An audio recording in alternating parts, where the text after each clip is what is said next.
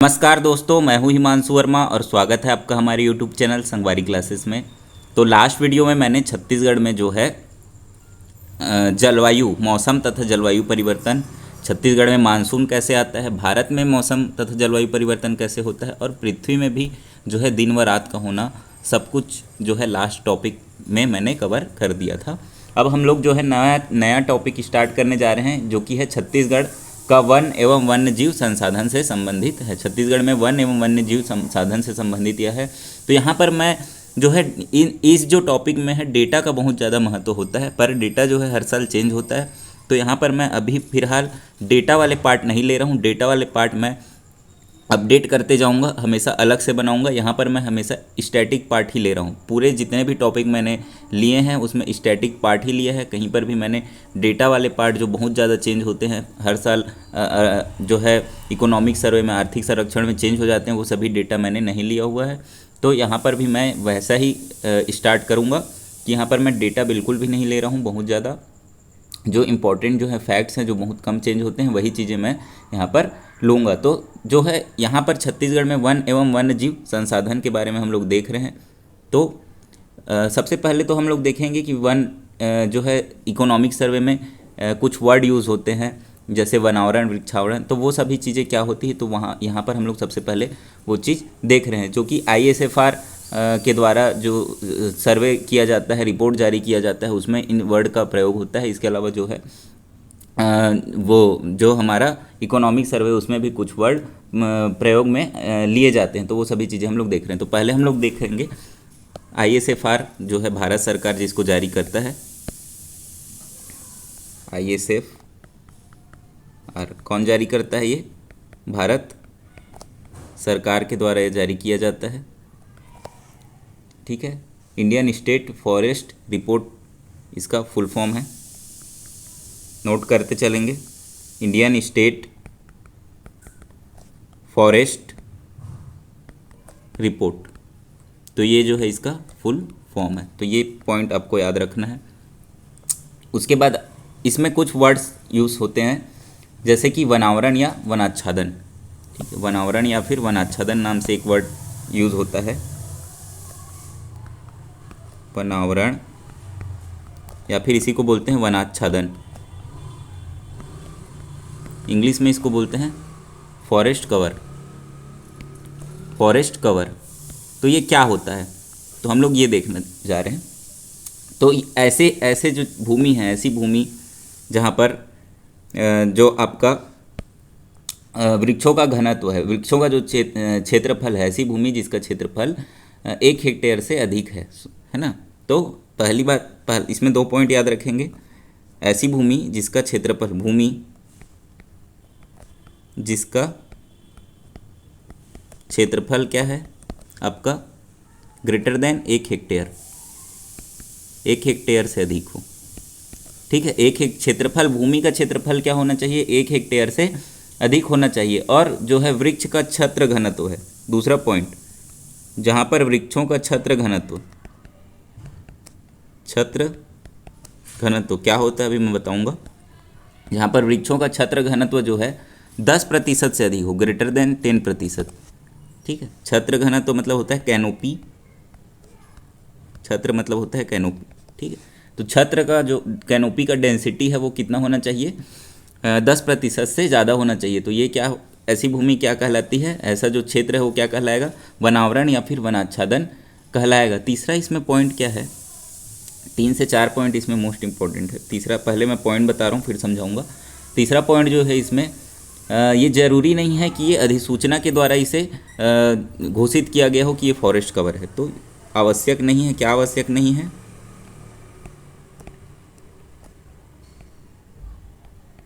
क्या आवश्यक नहीं है कि वन क्षेत्र के रूप में अधिसूचित हो। ठीक है, वन क्षेत्र के रूप में अधिसूचित किया गया हो इसे। ठीक है, तो ये तीसरा पॉइंट हो गया। और चौथा पॉइंट इसमें आप लोगों को याद रखना है, इसके अंतर्गत क्या क्या आ सकते हैं, जो है आपका गार्डन्स है ना, उद्यान बोल सकते हैं जिसे, बांस के जो वन होते हैं या ताड़ के जो वन होते हैं, तो वो सभी चीज़ इसमें आ सकते हैं। तो उद्यान भी इसमें शामिल हैं, ये याद रखेंगे। उद्यान, बांस वन, ताड़ के वन आदि, ठीक है, सब कुछ इसमें शामिल हो सकता है। तो क्या क्या पॉइंट मैंने बताया वनावरण या वनाच्छादन से संबंधित। इससे पहले तो हम लोग जो है ये ISFR जो है रिपोर्ट जारी करता है, भारत सरकार एक ISFR रिपोर्ट जारी करती है जो कि भारत सरकार के द्वारा जारी किया गया है। वहाँ पर कुछ वर्ड का यूज़ होता है वनावरण या वनाच्छादन, फॉरेस्ट कवर। तो ये है हर साल जो है भारत इतना जो हमारा एरिया है, इतना वर्ग किलोमीटर एरिया है जो कि फॉरेस्ट कवर के अंदर आता है, ऐसा हर साल भारत सरकार जो है जारी करती है। तो छत्तीसगढ़ में कितना है, हर स्टेट के अनुसार वो जारी होता है, इस स्टेट में इतना फॉरेस्ट कवर है। और दूसरा इसमें क्या जारी करते हैं, प्रतिशत, ठीक है। तो ये जो चीज़ें हैं जारी की जाती है भारत सरकार के द्वारा। तो इसमें वनावरण या वनाच्छादन क्या हुआ, भूमि जिसका क्षेत्रफल 1 हेक्टेयर से ज़्यादा हो, वृक्षों का छत्र घनत्व 10% से ज़्यादा हो, कैनोपी, ठीक है, यही वर्ड है जो कि आप लोगों को समझाना है। तो ये मान लो कोई वृक्ष है, तो ये जो है इसका कैनोपी होता है, ठीक है। ये जो ऊपर वाला जो इसका जो पार्ट है जहाँ पर इसकी शाखाएँ हैं, तो ये वाला जो पार्ट है दूसरे वृक्ष, तो ये घनत्व जो डेंसिटी आएगा एक वृक्ष से दूसरे वृक्ष के, वो तो ये 10% से ज़्यादा होना चाहिए, ऐसा नहीं कि पूरा खाली खाली हो। तो ये 10% से ज़्यादा हो, तो यही जो है आपका क्या है, वृक्षों का छत्र घनत्व है। तो ये पॉइंट आप लोग याद रखेंगे। तीसरा जो है इसमें ये अधिसूचना के द्वारा वन क्षेत्र के रूप में अधिसूचित किया गया हो, ऐसा ज़रूरी नहीं है। कोई ऑफिशियल डॉक्यूमेंट में लिखा हो कि ये वन क्षेत्र है, तो ऐसा कोई ज़रूरी नहीं है। अगर कैनोपी ये दोनों पॉइंट सेटिस्फाइड हैं एक साथ, तो वो सभी क्या हैं, वनावरण के अंतर्गत आएंगे। उद्यान, बांसवन, ताड़, इसलिए ये सभी चीज़ इसमें इसके अंतर्गत आ सकते हैं। दूसरा पॉइंट अगर हम लोग अब देखें, तो दूसरा जो हम लोग को सुनने में आता है वृक्षावरण, वृक्षावरण, ठीक है, इसको बोलते हैं ट्री कवर, ठीक है। वन का आवरण था तो फॉरेस्ट कवर, और वृक्ष का आवरण है तो ट्री कवर इंग्लिश में। तो इसमें कुछ पॉइंट्स हैं। तो पहला जो है, इसमें दोनों पॉइंट्स जो है सेम, आपका भूमि का क्षेत्रफल जो रहेगा वो लेस देन हो जाएगा, जिसका क्षेत्रफल लेस देन 1 हेक्टेयर हो, यानी 1 हेक्टेयर से कम हो, नोट करते चलेंगे। दूसरा जो है आपका पॉइंट क्या है, जो वृक्षों का छत्र घनत्व है वो 10% से कम होना चाहिए, ठीक है। वृक्षों का छत्र घनत्व ये भी लेस देन 10% हो। तो ये दोनों पॉइंट अगर सेटिस्फाइड हो रहे हों तो ये ट्री कवर के अंतर्गत आएगा। यहाँ पर देखो, अगर वृक्षों का छत्र घनत्व 10% से कम हो गया तो वो कहाँ जाएगा, इसमें शामिल नहीं होगा, ट्री कवर के अंदर आ जाएगा। तो इस तरीके से जो है हमारा वृक्षावरण के बारे में देखते हैं। तीसरा जो हम लोगों को सुनने को मिलता है वो है आपका वन क्षेत्रफल, वन क्षेत्रफल। तो वन क्षेत्रफल के बारे में आप लोग को सुनने को मिलता है नाम, तो इसको हम लोग बोलते हैं फॉरेस्ट एरिया। तो ये क्वेश्चंस जब पूछते हैं तो जनरली लोग कंफ्यूज हो जाते हैं। तो फॉरेस्ट एरिया, तो ये जो होता है इन दोनों का एडिशन, यानी कि फॉरेस्ट कवर और ट्री कवर दोनों को जोड़ दें तो दोनों का एडिशन क्या है, वही क्या है, एक साथ मिलाकर फॉरेस्ट एरिया कहलाता है। तो इन दोनों को, क्योंकि ये पूरा जो है वन के अंतर्गत ही शामिल है, वन आवरण और वृक्षावरण दोनों को जोड़ देंगे तो वन क्षेत्रफल आएगा। आप लोग यहाँ पर नोट कर लेंगे, लिख लेंगे, यहाँ पर जगह नहीं है तो मैं नहीं लिख रहा हूँ। तो वनावरण प्लस वृक्षावरण जो है, forest cover plus tree cover जो होगा वो फॉरेस्ट एरिया के रूप में जाना जाता है। तो इतना जो है हमारा फर्स्ट जो है टॉपिक छत्तीसगढ़ में वन एवं वन्यजीव संसाधन से जो है पहला जो इंट्रोडक्शन था वो कंप्लीट होता है। इसके बाद हम लोग देखेंगे जो है आपका वनों का वर्गीकरण। तो वनों का वर्गीकरण किस तरीके से किया जाता है, किस प्रकार के वन से वनों का वर्गीकरण हुआ है, तो ये हम लोग देखने जा रहे हैं। तो नेक्स्ट जो हमारा टॉपिक हो जाएगा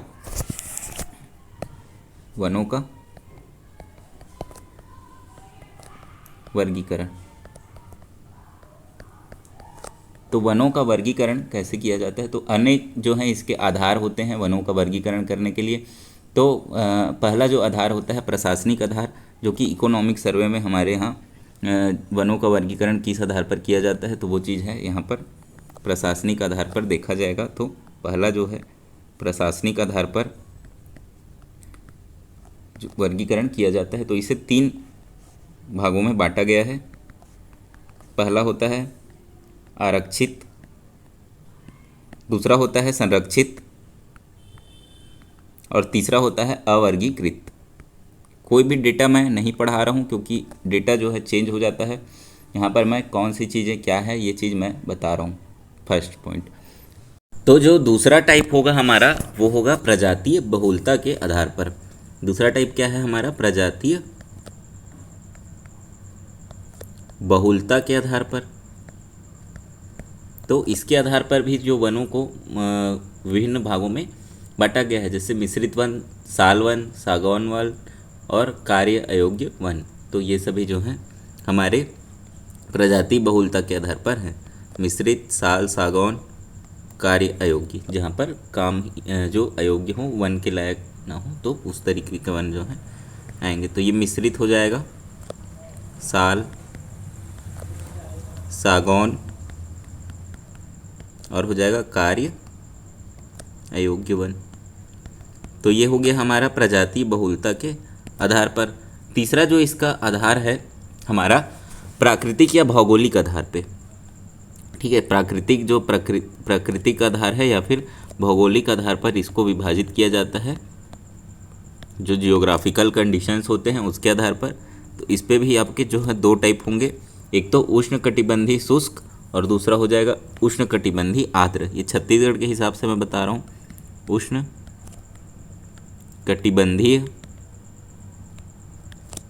शुष्क, दूसरा क्या होगा? उष्णकटिबंधीय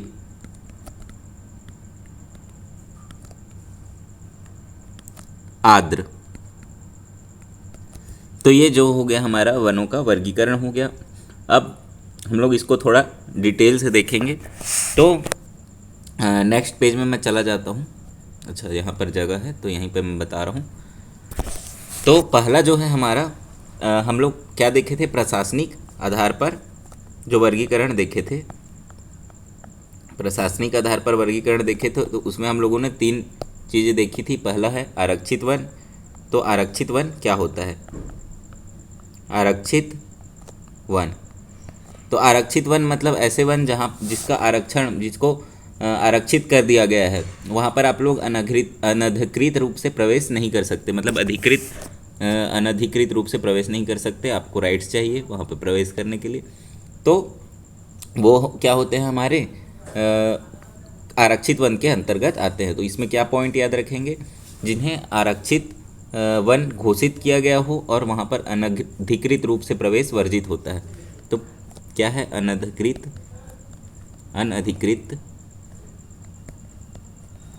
प्रवेश वर्जित होगा यहाँ पर। ठीक है, इसे घोषित किया जाता है आरक्षित रूप से, आरक्षित वन के रूप में इन्हें घोषित किया जाता है। तो जो राष्ट्रीय उद्यान है, क्या क्या आएंगे इसमें? नेशनल पार्क, राष्ट्रीय उद्यान और अभ्यारण्य। ठीक है, लिख लेंगे आप लोग। राष्ट्रीय उद्यान और अभ्यारण्य जो हैं इसी के अंतर्गत आते हैं। यहाँ पर जैव विविधता, वन्य जीवों की सुरक्षा के लिए इन्हें इस तरीके से आरक्षित किया जाता है। यहाँ पर हमारे छत्तीसगढ़ में दंतेवाड़ा, कोरबा, इन सभी क्षेत्रों में ऐसे वन स्थित है। बहुत सारी जगह हैं, अभ्यारण्य भी हैं इसमें आते हैं। तो बहुत सारे जिलों में है अभ्यारण्य। हम लोग जब देखेंगे तो देखेंगे कहाँ कहाँ पर अभ्यारण्य स्थित है हमारे छत्तीसगढ़ में। दूसरा होगा हमारा संरक्षित वन। तो संरक्षण बस इन्हें दिया जाएगा, तो संरक्षण प्राप्त होगा ये सरकार के द्वारा। ठीक है, सरकार द्वारा संरक्षण प्राप्त रहेगा इसे। और ये भी जो है घोषित किए गए होते हैं कि ये वाले क्षेत्र जो है संरक्षित वन के अंतर्गत आते हैं। इस तरीके से इन्हें घोषित किया जाता है। यहाँ पर जो है बाहरी आदमी तो कुछ नहीं कर सकता, पर स्थानीय निवासियों के द्वारा, स्थानीय निवासी जो है कुछ विशेष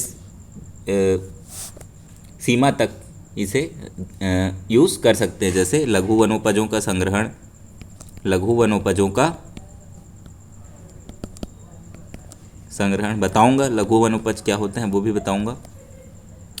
अभी यहाँ पर हम लोग देख रहे हैं, तो लघु वनोपजों का संग्रहण, तो ये सभी कार्य जो हैं यहाँ पर कर सकते हैं। जलाऊ लकड़ी ले सकते हैं, पशुपालन, पशु को चराई कर सकते हैं।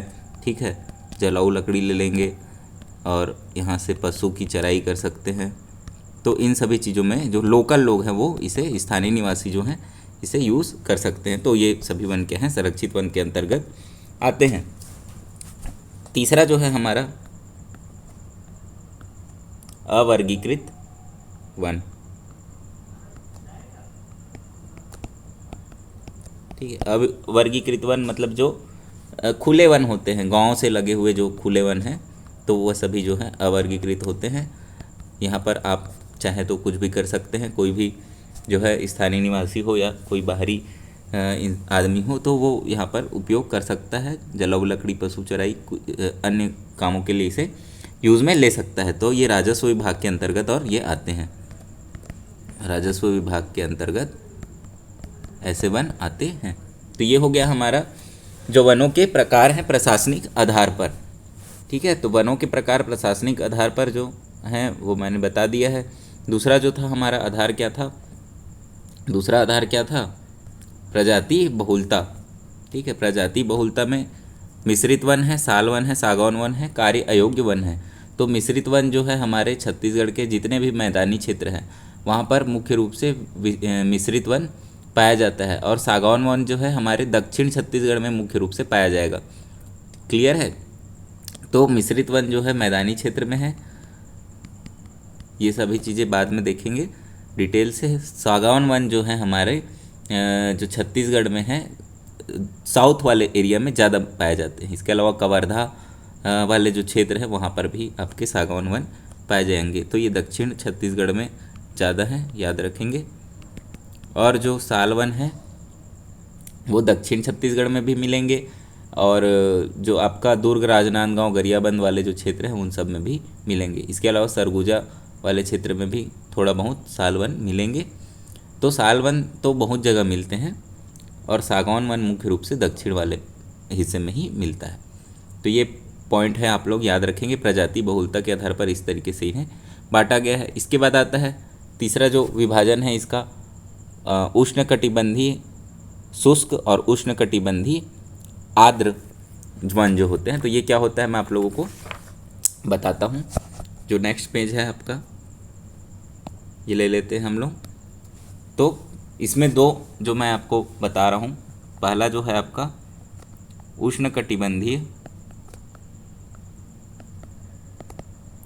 उष्णकटिबंधीय आर्द्र पर्णपाती। पर्णपाती नाम से ही स्पष्ट है, उष्णकटिबंधीय हमारा जो छत्तीसगढ़ का क्षेत्र है वहाँ पर पाया जाता है। दूसरा जो है आपका मैंने मानसून मौसम और जलवायु वाले में बताया था उष्णकटिबंधीय क्या होता है, और आर्द्र और शुष्क के बारे में भी मैंने बताया था। जहाँ पर थोड़ी नमी है वहाँ पर आर्द्र होगी, और जहाँ पर शुष्क है वहाँ पर, जहाँ गर्मी ज़्यादा है वहाँ शुष्क होगी। पर्णपाती मतलब वहाँ पत्ते जो है झड़ जाते हैं पतझड़ के मौसम में। तो ये हो गया हमारा उष्णकटिबंधीय आर्द्र पर्णपाती और उष्णकटिबंधीय शुष्क पर्णपाती। तो यहाँ पर देखिए वर्षा, और दूसरा पॉइंट है आपका प्रतिशत। ठीक, तो हमारे छत्तीसगढ़ में जहाँ पर 100 से 150 सेंटीमीटर की वर्षा हो रही है, 100 से 150 सेंटीमीटर की वर्षा होगी, वहाँ पर क्या है उष्णकटिबंधीय आर्द्र पर्णपाती वन मिलेंगे। और उष्णकटिबंधीय शुष्क पर्णपाती वन, वहाँ वर्षा कम होगी तभी तो शुष्क है। तो 75 से 100 सेंटीमीटर की जहाँ पर वर्षा होगी वहाँ पर शुष्क पर्णपाती वन मिलेंगे। क्लियर। यहाँ पर आगे हम लोग अगर देखें तो प्रतिशत में अगर देखें 47.69 जो है आपका प्रतिशत यहाँ पर है उष्णकटिबंधीय आर्द्र पर्णपाती का, और जो 51.65 प्रतिशत जो है आपका उष्णकटिबंधीय शुष्क पर्णपाती वनों का है। तो शुष्क पर्णपाती वन थोड़े ज़्यादा हैं आर्द्र पर्णपाती वनों के मुकाबले। तो इतना जो है आप लोग जो इसके जो टाइप्स हैं, जो वर्गीकरण है, वनों का वर्गीकरण किस तरीके से किया जाता है। तो 3 जो आधार हैं, उसके बाद तीनों आधारों का हम लोगों ने देख लिया कि डिटेल से क्या है। प्रतिशत भी मैंने बता दिया। उष्णकटिबंधीय आर्द्र पर्णपाती में केवल वनोपज की प्राप्ति होगी। ठीक है, यहाँ पर केवल वनोपज की प्राप्ति होगी जहाँ पर आर्द्र पर्णपाती है, जबकि जो शुष्क है वहाँ पर लकड़ी भी, देखो यहाँ लकड़ी गीली रहेगी तो लकड़ी नहीं मिलती, यहाँ पर केवल वनोपज मिलेगी, आर्द्र है तो। ठीक है, केवल वनोपज। जबकि यहाँ पर क्या होगा, शुष्क वाले में वनोपज प्लस लकड़ी, ये दोनों चीज़ें मिलेंगी। तो ये भी आप लोग याद रख लेंगे। महानदी बेसिन में ये मुख्य रूप से जो है शुष्क वाले क्षेत्र हैं, और आर्द्र वाला जो है उत्तर दक्षिण जो है आपका क्षेत्र है, उत्तर और दक्षिण छत्तीसगढ़ है, वहाँ पर यहाँ पर मिलेंगे। साल सागौन के वन इसमें मुख्य रूप से आएंगे जो आर्द्र वाले हैं उसमें, और जो शुष्क वाला है, शुष्क पर्णपाती वन, वहाँ पर आपका महानदी बेसिन वाला जो क्षेत्र है वो मुख्य रूप से उसके अंतर्गत आता है। तो ये पॉइंट आप लोगों को ध्यान में रखना है कि हमारे छत्तीसगढ़ में इस तरीके के हमारे जो हैं वन पाए जाते हैं। ठीक है, वनों का वर्गीकरण किस तरीके से किया गया है, तो ये यहाँ पर इतने पॉइंट आप लोग को ध्यान में रखना है। इसके बाद हम लोग देखेंगे वनोपज के प्रकार। तो वनोपज के प्रकार जो है, दो प्रकार के वनोपज हमारे छत्तीसगढ़ में हैं। तो वनोपज के प्रकार हम लोग देख लेते हैं यहाँ पर।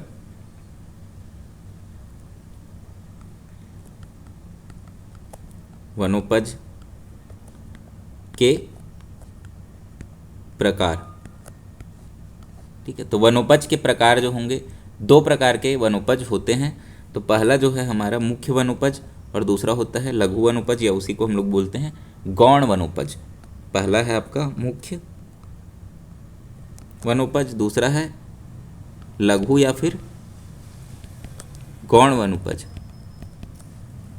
ठीक है, तो जो वनोपज काष्ठ उत्पादन और जलाऊ लकड़ी के लिए यूज़ होते हैं, तो उन्हें क्या कहते हैं हम लोग, मुख्य वनोपज के नाम से जानते हैं। जिसमें लकड़ी का उत्पादन होता है, जलाऊ लकड़ी, इमारती लकड़ी, तो ये सभी जो हैं वो मुख्य वनोपज के अंतर्गत आते हैं। जबकि लघु वनोपज जो होता है उसमें जो वन से जो प्राप्त होते हैं, जो कुछ चीज़ें होती हैं, बाँस जैसे तेंदुपत्ता, उसके पत्ते, उसके फल, उसके बीज, जिनका उपयोग किया जाता है, जिनका संग्रहण किया जाता है, तो वो मुख्य रूप से क्या है, लघु वनोपज के रूप में आते हैं। तो लकड़ी, इमारती लकड़ी और लकड़ी जो जलाऊ लकड़ी है, उसके लिए जो है यूज़ होगा वो मुख्य वनोपज में आएगा। जबकि लघु वनोपज के अंतर्गत क्या आएगा, जिसमें वनोपज का यूज़ होगा, उसके फल, उसके पत्तियाँ, उनके बीज, तो वो सभी जो है लघु वनोपज के अंतर्गत आते हैं। तो ये चीज़ें आप लोग नोट कर लेंगे डेफिनेशन में, मुख्य वनोपज क्या होगा और लघु वनोपज क्या होगा। तो हमारे छत्तीसगढ़ में जो है 6 प्रजातियां हैं जो कि राष्ट्रीयकृत वनोपजों में, जो मुख्य वनोपज में जो शामिल हैं। 13 जो है, देश में 13 प्रजाति हैं जिसको मुख्य वनोपज के रूप में शामिल किया गया है। देश में कितने हैं, 13 हैं, जिसमें से छत्तीसगढ़ में 6 प्रजातियां पाई जाती हैं। छत्तीसगढ़ में कितनी पाई जाती हैं, 6 इसमें से पाई जाती हैं छत्तीसगढ़ में, यानी कि 6 पाई जाती हैं और 7 नहीं पाई जाती हैं छत्तीसगढ़ में। तो 6 प्रजातियां जो है हमारे राष्ट्रीयकृत प्रजातियां जो है मुख्य वनोपज के रूप में जो घोषित है, उसमें से 6 हमारे छत्तीसगढ़ में मिलती है। और लघु वनोपज जो है पहले तो यह 52 था, शायद अभी यह बढ़ चुका है, तो यह चेंज होते रहता है। अभी यह 63 के आसपास हो गया है, और शायद और इससे भी ज़्यादा बढ़ गया हो। तो हाँ, ये अभी 67 मेरे ख्याल से है। तो ये अपडेट हो जाएगा फिर से जब आप लोगों का वृद्धि होगी इसमें। अभी 67 के आसपास आप लोग याद रखेंगे कि 67 वनोपजों का संग्रहण अभी किया जाता है लघु वनोपजों में। ठीक है, पहले ये 52 था, बढ़ के 63 हो गया, फिर 67 हो गया। तो इस तरीके से ये बढ़ते रहता है। लघु वनोपज जो है अभी वृद्धि हो गई है उनमें, तो ये चेंज हो सकता है, लेकिन लेटेस्ट जो डेटा है आप लोगों को इसमें एक बार देखना है जब भी एग्ज़ाम होगा। ये वाला जो है 6 वाला तो हमेशा कांस्टेंट रहेगा। तो यहाँ पर है हमारा फिलहाल अभी ये कांस्टेंट है, कोई और शामिल होगा तो चेंज ये भी हो सकता है, परंतु ये कम चेंज होता है। तो पहला जो है हमारा, कौन कौन से इसमें मुख्य वनोपज में हमारे छत्तीसगढ़ में कौन कौन से वनोपज शामिल हैं, तो वो हम लोग देख रहे हैं। तो सबसे पहला जो है हमारा साल, फिर हो जाएगा सागौन, ये सभी तो सभी जानते हैं, बड़े बड़े जो हैं वृक्ष होते हैं साल, या फिर दूसरा हो जाएगा सागौन, तीसरा हो जाएगा साजा, स से नाम है, साल, सागौन, साजा। फिर चौथा होगा शीशम, ये भी स से ही है पर ये सी से शुरू हो रहा है, ये तीनों तो सा से ही शुरू होगा। तो साल, सागौन, साजा, फिर शीशम, 4 तो स से नाम हो गए।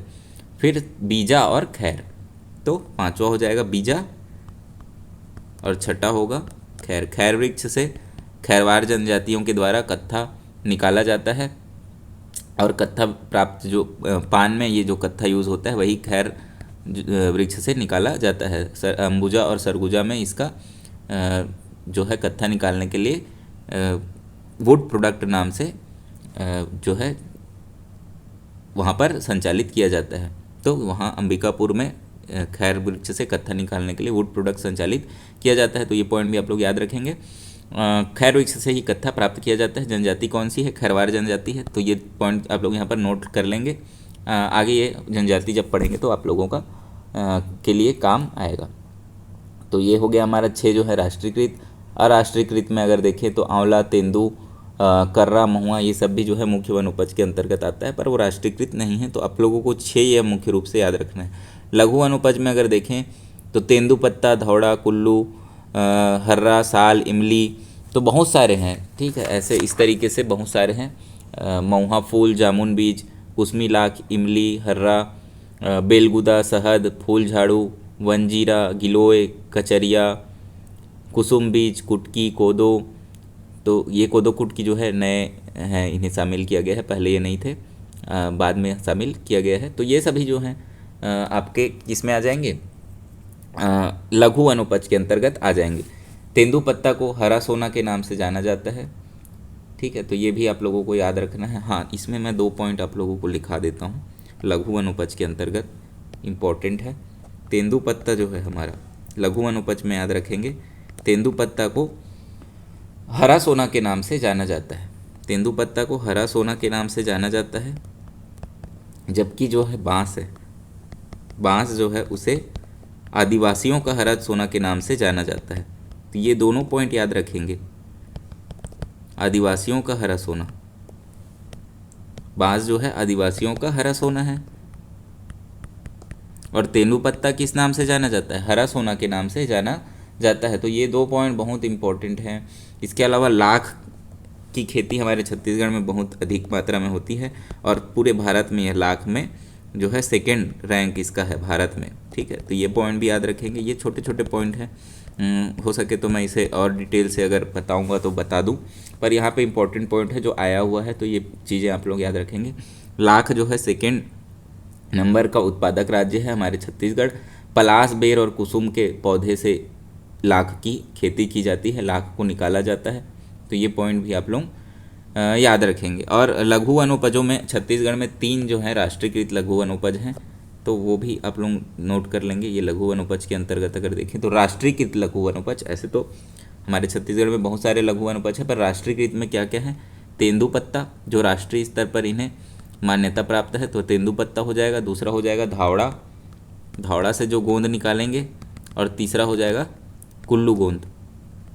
तो ये 3 जो हैं आपके लघु वनोपज हैं। तो ये पॉइंट आप लोग नोट कर लेंगे, तीनों। क्लियर है? तो ये हो गया हमारा छत्तीसगढ़ में वनोपज के बारे में हो गया। वनोपज क्या होता है, कितने प्रकार के होते हैं, तो ये पॉइंट भी आप लोगों का हो जाता है ख़त्म। इसके बाद हम लोग नेक्स्ट जो है देखेंगे छत्तीसगढ़ में जो है वन वृत्त कितने पाए जाते हैं, वन प्रशासन कैसे होता है, तो वो चीज़ें हम लोग देखेंगे। तो छत्तीसगढ़ में नेक्स्ट जो हमारा टॉपिक है, छत्तीसगढ़ में वन प्रशासन। ठीक है, छत्तीसगढ़ में वन प्रशासन, छत्तीसगढ़ में वन प्रशासन। तो वन प्रशासन में आप लोगों का क्या होता है, सबसे छोटा पद जो होगा वो हमारा सबसे जो नीचे वाला पद होता है, बेसिक पद जो बोलना चाहिए, तो वो जो है हमारा फॉरेस्ट गार्ड का होता है। फॉरेस्ट गार्ड जो है एक वन खंड का देख रेख करता है, तो वन खंड के अंतर्गत क्या आएगा? Forest guard. तो इसको मैं एक ट्रायंगल वाला डायग्राम ही ले लेता हूँ। यहाँ पर हायरार्की के रूप में अगर देखें तो सबसे नीचे होगा आपका फॉरेस्ट गार्ड, फिर उसके ऊपर आएगा डिप्टी रेंजर। ठीक है, तो यहाँ पर फॉरेस्ट गार्ड, फिर डिप्टी रेंजर, उसके ऊपर आता है रेंजर, उसके ऊपर आएगा एसडीएफओ, उसके ऊपर आएगा डीएफओ, उसके ऊपर आएगा सीसीएफ, उसके ऊपर आएगा पीसीसीएफ। ठीक है, नोट करा देता हूँ मैं यहाँ पर आएगा फॉरेस्ट गार्ड, उसके ऊपर क्या आएगा आपका डिप्टी रेंजर, उसके ऊपर आएगा रेंजर, इसके ऊपर आएगा SDFO,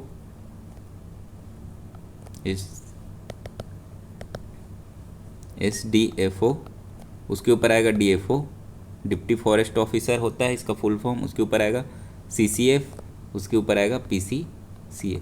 तो PCCF जो है राज्य का हेड होगा फॉरेस्ट वाले फॉरेस्ट प्रशासन में, वन विभाग में, ठीक है। तो ये जो है वन खंड का होगा, फॉरेस्ट गार्ड जो है एक वन खंड का हेड होता है समझ लीजिए। उसके ऊपर आएगा सहायक वन परिक्षेत्र, तो सहायक वन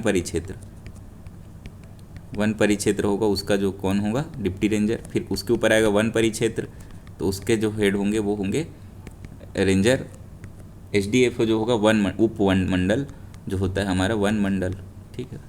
उप वन मंडल के अंतर्गत उप वन मंडल का जो है मुख्य अधिकारी कौन होगा SDFO, वन मंडल का मुख्य अधिकारी कौन होगा DFO। उसके ऊपर आएगा CCF जो कि वन वृत्त का हेड होगा, और PCCF जो होगा राज्य वन विकास निगम का हेड होगा।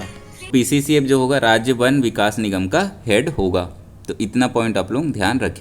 तो इतना तो हो गया हमारा forest guard, deputy ranger, SDFO, DFO, CCF, PCCF क्या होता है। तो जो पूरे राज्य का हेड है तो वह कितने संख्या में कितने होंगे, एक ही होंगे। हमारे छत्तीसगढ़ में एक PCCF होंगे। वन वृत्त जो है हमारे छत्तीसगढ़ में 6 हैं, तो 6 CCF हमारे छत्तीसगढ़ में होंगे। इसके बाद जो है हमारा वन मंडल जो है वो 34 है, तो 34 यहाँ पर आपके क्या होंगे DFO जो है हमारे छत्तीसगढ़ में होंगे। इसके बाद जो है 82 जो है हमारे SDFO हैं, 82 हमारे छत्तीसगढ़ में SDFO हैं, और रेंजर जो हैं आपके 320 हैं। इससे ज़्यादा नीचे मैं नहीं बताऊंगा क्योंकि ये सभी चेंज हो सकते हैं। ये आपका फिक्स है अभी 1 और 6 और 34 जो है आपका अभी फिक्स है कि इतने DFO हैं, 34 जो है आपके CCF हैं और 34 जो है DFO हैं, 6 CCF हैं और 1 PCCF हैं। तो इतना जो पॉइंट है आप लोग ध्यान में रखेंगे कि हमारे छत्तीसगढ़ में 6 वन वृत्त हैं, एक जो है वन विकास निगम है और वन मंडल जो है 34 है। अभी मैं आप लोगों को जो है 6 जो वन वृत्त हैं उनके बारे में बताऊंगा कि कौन कौन से वन वृत्त है। इसके अलावा एक वन परियोजना होता है, ठीक है, तो उसमें भी रेंजर की नियुक्ति की जाती है, परियोजना के अंतर्गत वो चलता है। उसका भी जो है वन विभाग के प्रमुख ही उसके प्रमुख होंगे, परंतु वो एक अलग डिपार्टमेंट के रूप में वो चलता है, वन परियोजना मंडल के रूप में। तो वो भी हमारे छत्तीसगढ़ में 9 है, ये भी आप लोग नोट कर लें। यहाँ पर एक वन परियोजना मंडल होता है, तो उसके अंतर्गत भी रेंजर, डिप्टी रेंजर वगैरह होते हैं। तो वन परियोजना मंडल भी है, ये कार्य करता है, वनों के अंतर्गत ही आएगा। और ये जो है 9 है हमारे छत्तीसगढ़ में, इनकी संख्या 9 है। तो ये पॉइंट आप लोग नोट करें, क्वेश्चन ये बन सकता है, आता है कभी कभी। इसके अलावा औद्योगिक वन परियोजना मंडल भी होता है, तो वो 3 है, औद्योगिक वन परियोजना मंडल। तो ये पॉइंट भी लिख लें, औद्योगिक वन परियोजना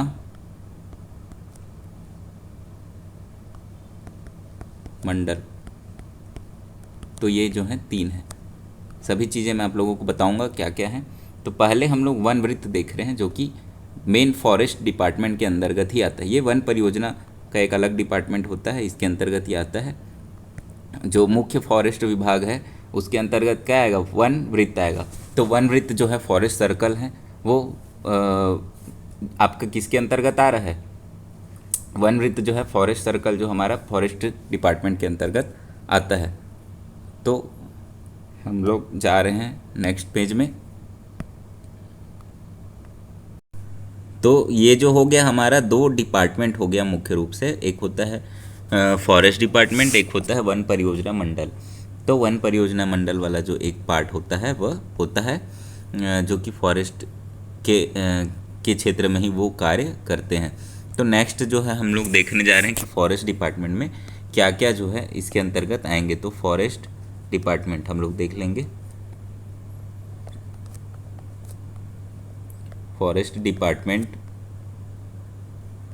ये हो गया फॉरेस्ट डिपार्टमेंट। तो इसमें जो है मुख्य रूप से पहला जो सबसे हायर अथॉरिटी है, जो सबसे ऊंचा जो है, सबसे ऊपर जो अथॉरिटी रहेगी वो क्या होगा हमारा राज्य वन विकास निगम। ठीक है, राज्य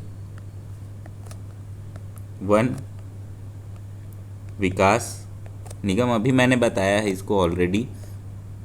तो इसके जो हेड होंगे पीसीसीएफ होंगे। तो ये एक है छत्तीसगढ़ में। इसके बाद वन वृत्त, मुख्य रूप से मुझे यही बताना है अभी कि वन वृत्त कितने हैं छत्तीसगढ़ में। तो वन वृत्त जो है हमारे छत्तीसगढ़ में, इसको हम लोग फॉरेस्ट सर्कल के नाम से जानते हैं, फॉरेस्ट सर्कल। तो ये वन वृत्त जो है हमारे छत्तीसगढ़ में 6 हैं, 6 हैं। तो यही हम लोगों को देखना है कि 6 वन वृत्त कौन कौन से हैं। तो सबसे पहले तो आप लोग जो है 5 जो हमारे संभाग हैं, सबसे पहले जो 5 हमारे संभाग हैं वो पांचों वन वृत्त के अंतर्गत आएंगे। तो कौन कौन से हमारे संभाग हैं? पहला है हमारा सरगुजा, दूसरा है हमारा बस्तर, तीसरा है रायपुर, चौथा है बिलासपुर और पांचवा है दुर्ग, और छठवां जो आपका वन वृत्त होगा वो हो जाएगा कांकेर। तो इतने पॉइंट आपको याद रखना है, एक एक्स्ट्रा जो है वो कांकेर है। ठीक है, तो 6 जो है वन वृत्त हैं। सबसे बड़ा अगर इसमें देखें तो बिलासपुर वन वृत्त जो है सबसे बड़ा है और दुर्ग वन वृत्त जो है सबसे छोटा है। तो ये पॉइंट भी आप लोग ध्यान रखेंगे कि कौन सा वन वृत्त सबसे बड़ा है। तो बिलासपुर हो जाएगा सबसे बड़ा वन वृत्त, और जो दुर्ग है आपका ये कौन सा है? सबसे छोटा वन वृत्त है। बिलासपुर में अत्यधिक वन है, तो सबसे बड़ा वन वृत्त जो है बिलासपुर है, और सबसे छोटा जो वन वृत्त है वह कौन सा है? दुर्ग है। तो ये हो गया हमारा फॉरेस्ट डिपार्टमेंट के अंतर्गत जो मेन है आपका आते हैं वन वृत्त, 6 वन वृत्त। इसको आप लोगों को याद रखना है, वन वृत्त को पूछता है, यहाँ से क्वेश्चन बनते हैं। इसके बाद दूसरा मैंने क्या बताया था? वन परियोजना मंडल। तो वन परियोजना मंडल में 9 जो हैं आपके वन परियोजना मंडल हैं, और जो आपका 3 जो है औद्योगिक वन परियोजना मंडल है। तो ये जो पॉइंट है आप लोगों को याद रखना है। इसके बाद जो है, हाँ, ये ध्यान रखेंगे कि जो राज्य वन विकास निगम है उसमें जब प्रारंभ में 4 परियोजना मंडल थे, अभी ये टोटल 9 परियोजना मंडल हो चुके हैं। तो कहाँ कहाँ हैं तो ये भी मैं आप लोगों को एक बार बता देता हूँ, कभी क्वेश्चन यहाँ से बन सकता है। तो 9 वन परियोजना मंडल है। तो 9 में जो है 5 जो है बिलासपुर क्षेत्रीय कार्यालय के अंतर्गत आएंगे, 5 जो है रायपुर क्षेत्रीय कार्यालय के अंतर्गत आएंगे, और 4 जो है वो बिलासपुर क्षेत्रीय कार्यालय के अंतर्गत आएंगे। तो रायपुर के अंदर 5 जो है वन परियोजना मंडल हैं। कौन कौन से हैं? 1 2 3 4 5। तो 5 वन परियोजना मंडल जो है रायपुर के अंतर्गत हैं। तो पहला हो जाएगा बारनवापारा, दूसरा हो जाएगा पानाबरस, तीसरा हो जाएगा आपका कवर्धा, चौथा हो जाएगा अंतागढ़,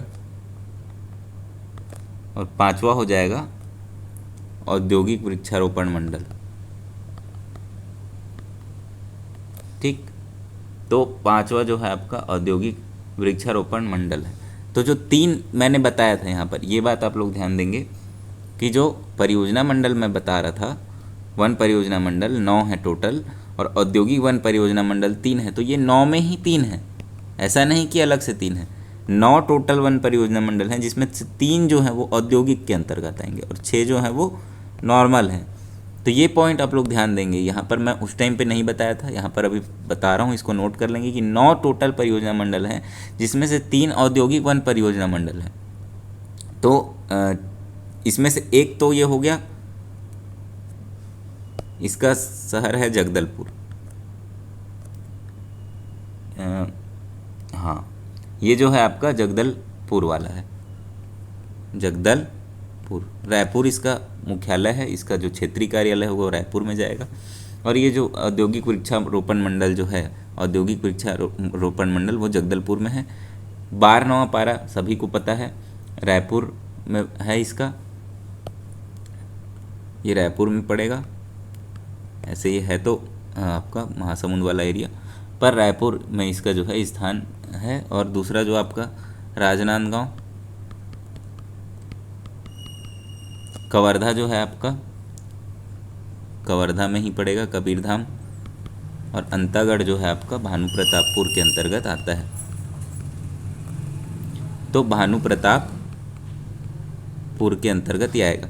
तो ये रायपुर जो हो गया आपका 5 जो यहाँ पर वन परियोजना मंडल हैं। इसके बाद जो आएगा बिलासपुर, तो बिलासपुर में जो है आपका 4 वन परियोजना मंडल हैं, जिसमें से 2 जो है औद्योगिक वृक्षारोपण मंडल के अंतर्गत आएंगे। तो 1, 2, 3 और 4 कौन कौन से हैं? तो पहला आपका हो जाएगा सरगुजा, दूसरा हो जाएगा आपका कोटा, तीसरा और चौथा जो है दोनों औद्योगिक वन परियोजना मंडल या औद्योगिक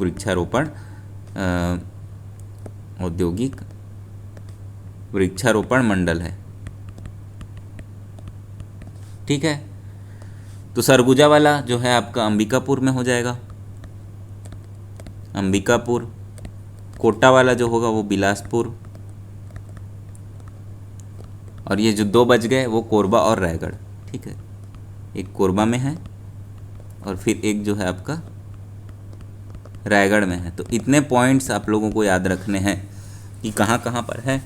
तो 4 जो है बिलासपुर में है और 5 जो कार्यालय हैं वो आपके रायपुर में पड़ेंगे। तो ये हो गया हमारा वन परियोजना मंडल। तो आप लोगों को यहाँ पर 2 चीज़ें बता दिया हूँ मैं। एक फॉरेस्ट डिपार्टमेंट के अंतर्गत जो आएगा वो आपका इसका जो हायरार्की है पूरा मैंने बता दिया था, राज्य वन विकास निगम, फिर उसके अंतर्गत हाँ, और जो वन विकास निगम है उसी के अंतर्गत एक परियोजना मंडल के नाम से भी जो है कार्य होता है, जो कि वन से संबंधित ही होते हैं। उसके अंदर परियोजना मंडल हैं, तो वो जो है ये 9 हैं, उसमें से 3 जो है औद्योगिक हैं और 6 जो है वो वन परियोजना मंडल हैं डायरेक्ट। ठीक है, तो ये जो आपका हो गया हमारा परियोजना मंडल से संबंधित। इसके बाद हम लोग देखेंगे आपका कुछ और जो है इम्पोर्टेंट चीज़ है, जैसे कि आपका हो गया हमारा हर्बल स्टेट। ठीक है, तो हर्बल स्टेट के बारे में हम लोग देख लेते हैं। छत्तीसगढ़ को हर्बल स्टेट घोषित किया गया है। तो छत्तीसगढ़ जो है हर्बल स्टेट के रूप में घोषित है। तो हर्बल स्टेट में क्या है हमारा, घोषणा कब की गई है? इसकी घोषणा की गई है, मैंने पहले भी बताया है, 4 जुलाई सन 2001 को छत्तीसगढ़ को हर्बल स्टेट के रूप में घोषित किया गया था। क्योंकि यहाँ पर औषधि जो है वनस्पतियों का भंडार है। तो औषधि वनस्पतियों का भंडार होने के कारण छत्तीसगढ़ को हर्बल स्टेट घोषित किया गया है। यहाँ पर 159 किस्म की औषधीय पौधे पाए जाते हैं। कितने? तो औषधीय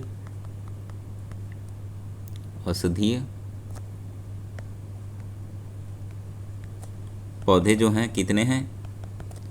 159 किस्म के हैं। तो इसलिए इसे हम छत्तीसगढ़ को हर्बल स्टेट घोषित किया गया है। ज़्यादा इसमें नहीं जाएंगे हम लोग, कब घोषित किया गया है यही इसमें मुख्य रूप से इम्पोर्टेंट पॉइंट है।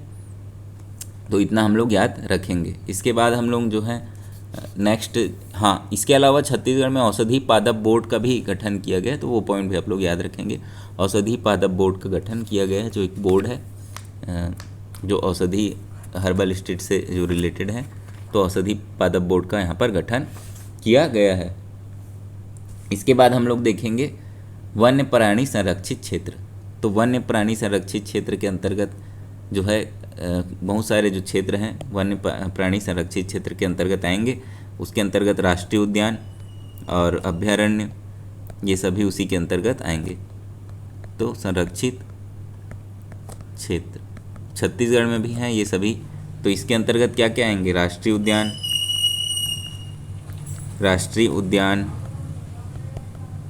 दूसरा हो जाएगा अभयारण्य, तीसरा हो जाएगा बायोस्फीयर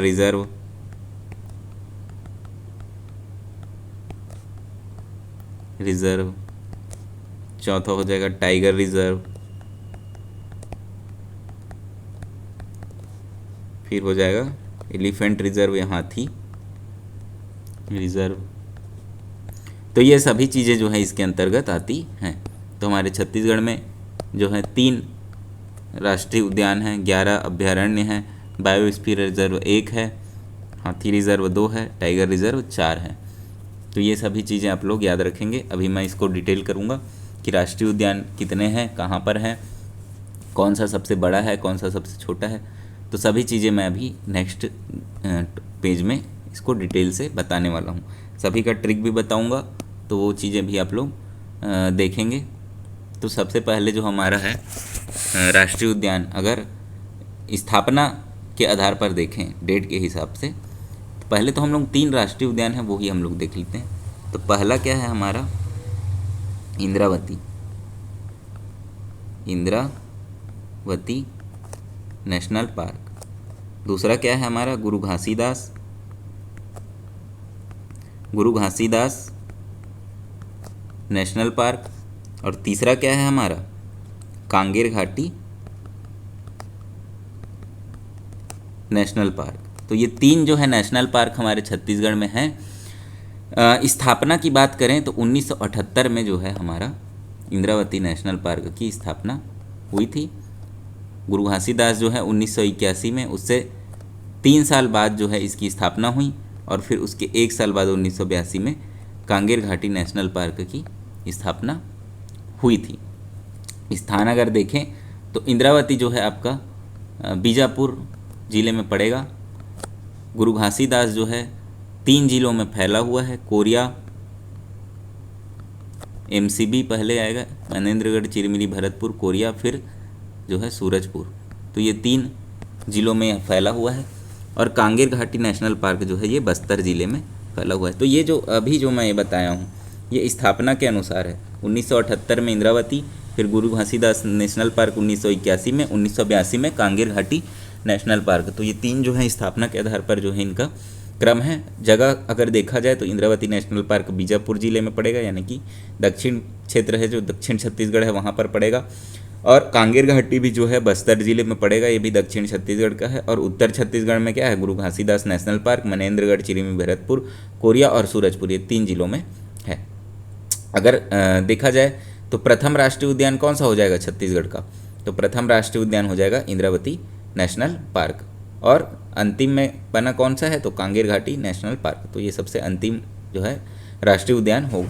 क्षेत्रफल की बात करें, अगर क्षेत्रफल की बात करें तो सबसे जो बड़ा है हमारा वो है हमारा गुरु घासीदास नेशनल पार्क। तो 1441 किलोमीटर स्क्वायर इसका जो है क्षेत्रफल है, जबकि इसका जो है सेकेंड नंबर पे है बड़ा 1258 किलोमीटर स्क्वायर। और जो कांगेर घाटी नेशनल पार्क है वो 200 किलोमीटर स्क्वायर है। सबसे छोटा है, सबसे आखिरी में बना है, सबसे छोटा है कांगेर घाटी नेशनल पार्क। सबसे बड़ा कौन सा है गुरु घासीदास नेशनल पार्क, और सबसे प्रथम नंबर का कौन सा है तो इंद्रावती नेशनल पार्क। ये सभी चीज़ें आप लोगों को ध्यान में रखनी है। तो ये जो हो गया हमारा नेशनल पार्क के बारे में, ठीक है। इतना जो है आपको मुख्य रूप से याद रखना है, स्थापना वगैरह के से रिलेटेड ये जो चीज़ है छत्तीसगढ़ के नेशनल पार्क राष्ट्रीय उद्यान के बारे में यह जो टॉपिक चल रहा है। इसमें कुछ और पॉइंट्स भी हैं जो बाद में मैं इसमें बताऊंगा। ये जो आपको स्थापना और साइज़ के अनुसार ये बहुत इंपॉर्टेंट है, मैच द फॉलोइंग में भी आ जाता है और बहुत सारी चीज़ों में ये आ जाता है। तो इस चीज़ को आप लोग याद रखेंगे। इसके बाद जो है आपका हमारा जो है कौन सा आ जाएगा अभयारण्य। तो अभयारण्य जो है वाइल्ड लाइफ सेंचुरी के नाम से जाना जाता है। राष्ट्रीय उद्यान को नेशनल पार्क के नाम से जाना जाता है और अभयारण्यों को वाइल्ड लाइफ सेंचुरी के नाम से जाना जाता है। तो अभयारण्यों के बारे में हम लोग देखेंगे। छत्तीसगढ़ के अभयारण्य, इसमें मैं 2 ट्रिक बताऊंगा, 2 से 3 ट्रिक, उसमें ये ख़त्म हो जाएगा। छत्तीसगढ़ के अभयारण्य, क्या बोलेंगे इसको, वाइल्ड लाइफ सेंचुरी, छत्तीसगढ़ के अभयारण्य। तो पहला जो है इसमें आपका हो जाएगा, देखो इसमें एक ट्रिक लिख लो पहले, इसमें एक ट्रिक है, ठीक है। मोर सीता अचानक से भोगोपा भोगोपा पारा उभैला, ठीक है। मोर सीता अचानक से भोगोपा पारा उभैला, क्लियर। इसके बाद दूसरा इसमें ट्रिक याद रखेंगे आप लोग, SDM बल साय बीज महान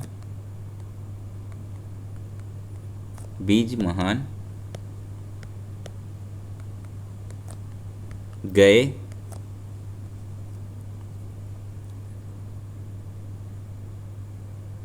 ठीक है, बीज महान SDM बलसाय बीज महान गए,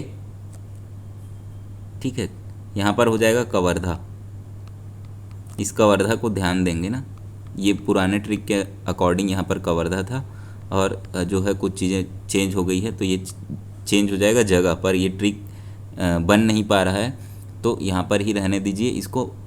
तो हम लोग जो ये पहला वाले ट्रिक के अनुसार उसको चेंज कर लेंगे, वो आप लोगों को अभी समझ आ जाएगा, मैं आगे बताऊँगा। तो SDM बलसाय बीज महान गए कवर्धा बीज जस, तो ये चीज़ आप लोग पुराने वीडियो देखे होंगे जिन लोग, उन्हें पता होगा कि ये ट्रिक कैसा है।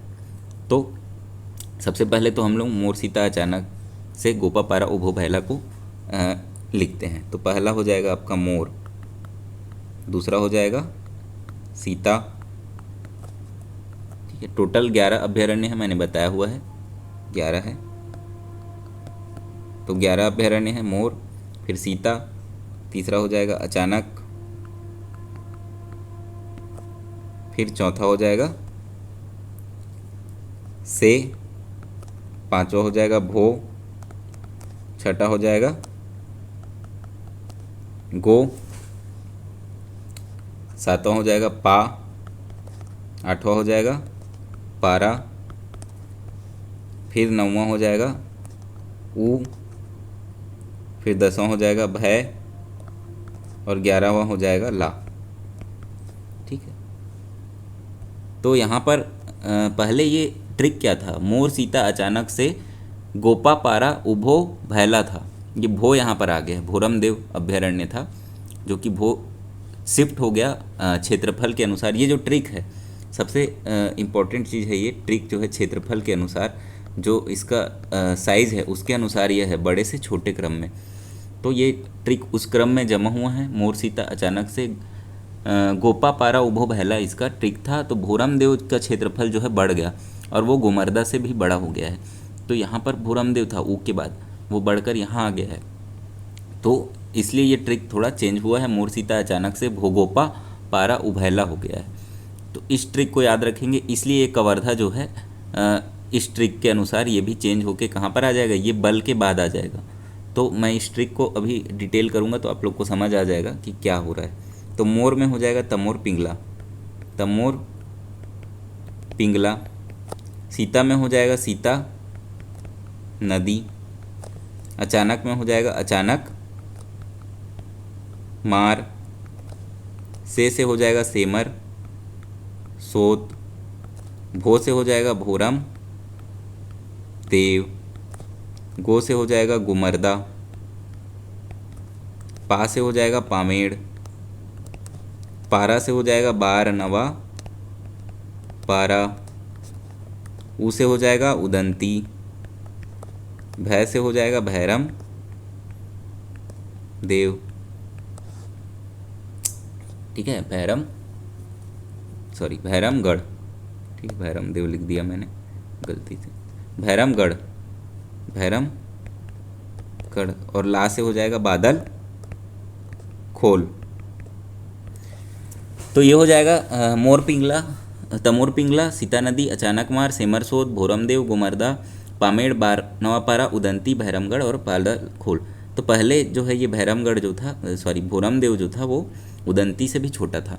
अभी यह क्षेत्रफल इसमें वृद्धि हो गई है और यह जो है आपका गुमर्दा से भी बड़ा हो गया है। क्लियर है इतना? तो इसका अगर हम लोग क्षेत्रफल की बात करें तो देखते हैं हम लोग, कहाँ गया, ठीक है। क्षेत्रफल की बात करें तो ये ऊपर से नीचे जो आएंगे तो क्षेत्रफल जो है घटते हुए क्रम में है। अब इसका जो दूसरा ट्रिक है, दूसरा ट्रिक जो क्या है आपका, एसडीएम बलसाय बीज महान गए कवर्धा बीज जस। तो एस से हो जाएगा आपका सूरजपुर, सूरजपुर। फिर आएगा डी से धमतरी, फिर एम से हो जाएगा मुंगेली, एम से हो जाएगा मुंगेली। इसके बाद आएगा सेमरसोत, सेमरसोत जो है आपका बल से हो जाएगा बलरामपुर,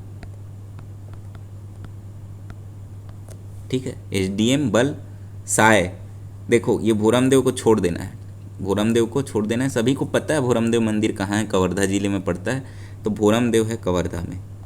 इस पॉइंट को आप लोग याद रखना। ये ट्रिक जो है यहाँ पर बाद में चेंज होने के कारण यहाँ पर ट्रिक में चेंजेस हैं, अब फिर नया ट्रिक अपडेट करने में टाइम लगता। तो ये ट्रिक अच्छा था तो मैंने इसी को ही रहने दिया। भोरमदेव जो है कवर्धा में है, सभी को पता है, तो यहाँ पर आप कवर्धा में डायरेक्ट लिख लेंगे। उसके बाद एसडीएम बल के बाद साय है, तो ये भी देखो ये पहले जो है आपका रायगढ़ जिले में था, अब ये सारंगढ़ बिलाईगढ़ जिले में आ गया है। तो यहाँ पर एक चीज़ और चेंज हुआ है, ये बलराय था पहले ट्रिक में, अब हो गया है बलसाय। तो एसडीएम बलसाय बीज महान गए कवर्धा बीज जस इसका ट्रिक है। सूरजपुर, धमतरी, मुंगेली, फिर बलरामपुर, यहाँ पर बीच में कवर्धा आ जाएगा, फिर बलसाय, साय से आपका सारंगढ़ बिलाईगढ़। इसके बाद बीज महान, तो पामेड़ जो है बीजापुर में पड़ेगा, बीज से बीजापुर, बीजापुर। इसके बाद पारा से बारनवा पारा और यहाँ पर हो जाएगा महासमुंद, महान से महासमुंद, ठीक है, महान से महासमुंद। फिर गए से गरियाबंद, गरियाबंद, कवर्धा ऊपर चला गया है। बीज से फिर बीजापुर और फिर आखिरी में बादल खोल जो कि है जसपुर के अंतर्गत। तो ये हो गया हमारा ट्रिक। इतना ट्रिक आप लोग ध्यान रखेंगे। ट्रिक के बाद हम लोग अब नेक्स्ट जो चीज़ इसमें देखने जा रहे हैं वो है हमारा इसका क्षेत्रफल, ठीक है। क्षेत्रफल का क्रम तो हम देख लिए हैं, पर क्षेत्रफल भी आपको याद होना चाहिए। तो 600 से ज़्यादा वाले में एक ही है, 608, ठीक है। 500 वाले दो हैं, 500 वाले सीरीज़ में दो हैं, तो 559 जो है सीता नदी का है। उसके बाद आपका 552 जो है आपका अचानक मार का है। इसके बाद अगर देखें तो सेमरसोत का आपका 430 है। इसके बाद जो है भोरमदेव का है 352, ये पहले कम था, पहले ये कम था, अभी इसका हो गया है 352। क्लियर? 352 है इसका, याद रखेंगे। 352 जो है भोरमदेव कवर्धा में ये पड़ेगा। इम्पॉर्टेंट है क्योंकि ये अभी अभी चेंज हुआ है। 400 वाले में एक, 300 वाले में एक, 200 वाले में फिर चार जो अभ्यारण्य हैं 200 वाले सीरीज़ में आएंगे। 278, 265, फिर 248 और 230। तो ये 4 को एक साथ आप लोग याद रखेंगे, इन दोनों को याद रख लेंगे, 400 और 300 वाले, ये 2 और वो 1। फिर ये जो 2 बचे वो 100 वाले सीरीज़ में है, 100 से थोड़ा ज़्यादा, तो 139 और 105। तो इससे आप लोगों को क्या समझ आता है? सबसे बड़ा अभ्यारण्य है तमोर पिंगला, सबसे छोटा अभ्यारण्य है बादल खोल। क्लियर है? और सबसे नवीनतम जो अभी है वो है आपका भोरमदेव, वो हम लोग अभी देखेंगे, डेट गठन के आधार पर भी देखेंगे। ये तो हो गया हमारा किसके आधार पर?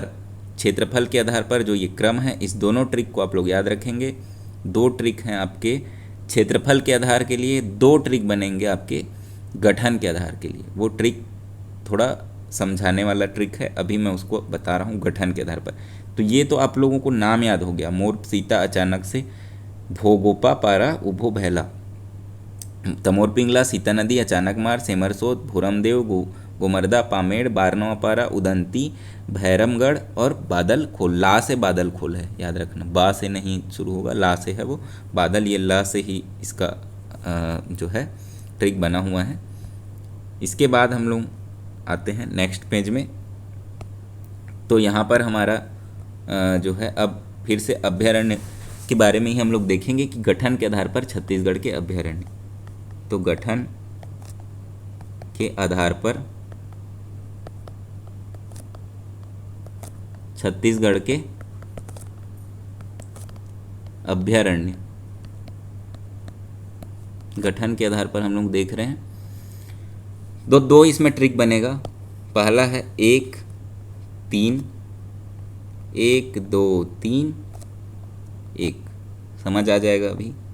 1 3 1 2 3 1, ठीक है। 1 3 1 2 3 1। इसके दूसरा जो आपका ट्रिक है, सिया बागो बात से भैरी पाऊ भाई। दूसरा ट्रिक क्या है आपका, सिया बागो बात से भैरी पाऊ भाई। ये इसका हो गया दूसरा ट्रिक। इजी सा ट्रिक है, अभी आप लोगों को समझ में आ जाएगा कैसा है। तो 1 3 1 2 3 1 और दूसरा ट्रिक है सिया बागो बात से भैरी पाऊ भाई। तो इस 1 3 1 2 3 को हम लोग लिख लेंगे। 1 है तो 1, इस तरीके से लिखते हैं। यहाँ पर लिख रहा हूँ मैं 1, तो 1 है तो 1 एरो। उसके बाद आएगा 3, तो 3 है तो 3 एरो। फिर आएगा 1, तो 1 एरो। 2 है तो 2 एरो। फिर 3 है तो 3 एरो। फिर आएगा 1, तो 1 एरो। ट्रिक हमारा जो है इस तरीके से है। तो पहला जो सन है हमारा 1974, दूसरा जो सन है हमारा 1975, 74 के बाद 75 में, फिर 1976 में, फिर 1978 में। 1978 में ही क्या हुआ था, इंद्रावती राष्ट्रीय उद्यान का गठन हुआ था, ये भी याद रखेंगे। 1983, 1981 में हुआ था किसका, गुरु घासीदास नेशनल पार्क का, और कांगेर घाटी का 1982 में। इसके बाद 1983 में यहाँ पर 3 अभयारण्यों का गठन होगा। उसके बाद आएगा 2001, सबसे अंतिम वाला। तो 74 75 76, फिर 78 83 2001, ये तीनों तो एक साथ चल रहे हैं। फिर ये है तो 1 3 1 2 3 1, ये हमारा जो है दूसरा ट्रिक हो गया। तीसरा हो गया सिया बागो बात से भैरी पाऊ भाई। इसको सीधा सीधा हम लोग लिख देंगे। कैसे लिख देंगे, यहाँ पर हम लोग कलर ले लेते हैं, पर्पल ले लेता हूँ। हाँ, तो पहला जो है सिया बागो, सीता नदी, सी से सीता नदी। आ से हो जाएगा अचानक मार, अचानक मार। सिया बागो, बा से हो जाएगा बादल खोल, बादल खोल। बादल खोल को पहले याद रखेंगे आप लोग, बा से 2 है। फिर आएगा गुमर्दा, फिर आएगा बारनवा पारा। ठीक है, बादल खोल पहले है, बाद 2 बार लिखा हुआ है तो ध्यान रखेंगे, बादल खोल पहले है, बारनवा पारा बाद में। हाँ, तो दूसरा वाला बा से हो जाएगा बारनवा पारा। फिर त से हो जाएगा तमोर पिंगला। त से क्या हो गया, तमोर पिंगला। ठीक है, ऐसे एक एक शब्द से, एक एक अक्षर से एक एक वर्ड बना हो। से हो जाएगा सेमर सोत। भय से हो जाएगा भैरम गढ़।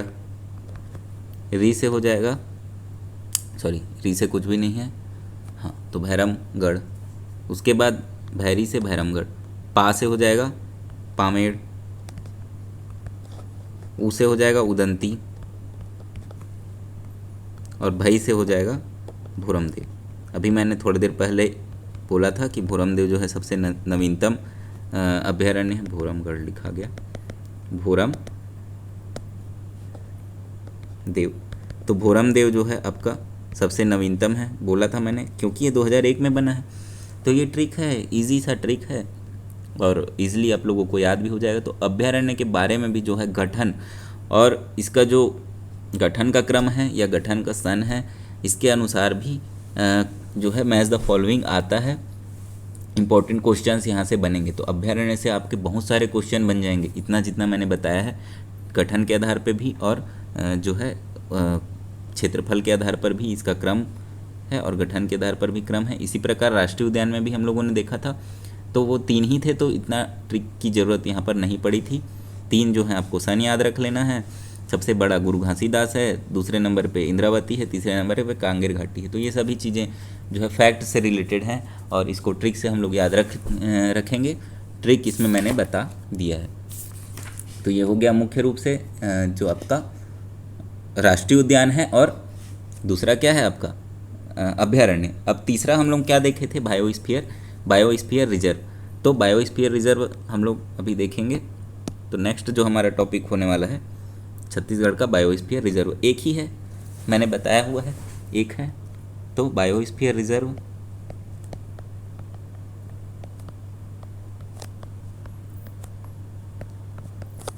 ठीक है। तो बायोस्फीयर रिजर्व जो है हमारा छत्तीसगढ़ में एक ही है, अचानकमार अमरकंटक बायोस्फीयर रिजर्व। क्या है इसका नाम? Achanakmar Amarkantak biosphere reserve. तो ये हो जाएगा अचानकमार अमरकंटक बायोस्फीयर रिजर्व। अगर इसकी स्थापना की बात करें तो स्थापना इसकी हुई थी 2005 में, ठीक है। स्थापना इसकी हुई थी 2005 में। क्रम अगर देखें तो देश में इसका 14वां स्थान है, देश में 14th नंबर पे आएगा ये अमरकंटक, अचानकमार अमरकंटक बायोस्फीयर रिजर्व। और जो है इसका क्षेत्रफल कितना है? 3835 स्क्वायर किलोमीटर। क्षेत्रफल अगर देखें तो 3835 किलोमीटर स्क्वायर है। और छत्तीसगढ़ में इसका कितना हिस्सा पड़ेगा? 2610। बाकी जो हिस्सा है वो एमपी में पड़ता है। तो छत्तीसगढ़ का हिस्सा कितना है लिख लेंगे यहाँ पर। छत्तीसगढ़ में ये कितना है? 2610 किलोमीटर स्क्वायर है। टोटल इसका 3835 है। तो जो 1200 किलोमीटर के आसपास जो है आपका एमपी में पड़ेगा। हाँ, इसको यूनेस्को के द्वारा जो है घोषित किया जाता है और अचानकमार अमरकंटक बायोस्फीयर रिजर्व को मानव और संरक्षित जैव मंडल कार्यक्रम में 2012 में शामिल कर लिया गया था। तो ये पॉइंट भी आप लोग याद रख लेंगे। तो 14वें नंबर का बायोस्फीयर रिजर्व है। और अभी भारत में जो है टोटल 18 बायोस्फीयर रिजर्व है।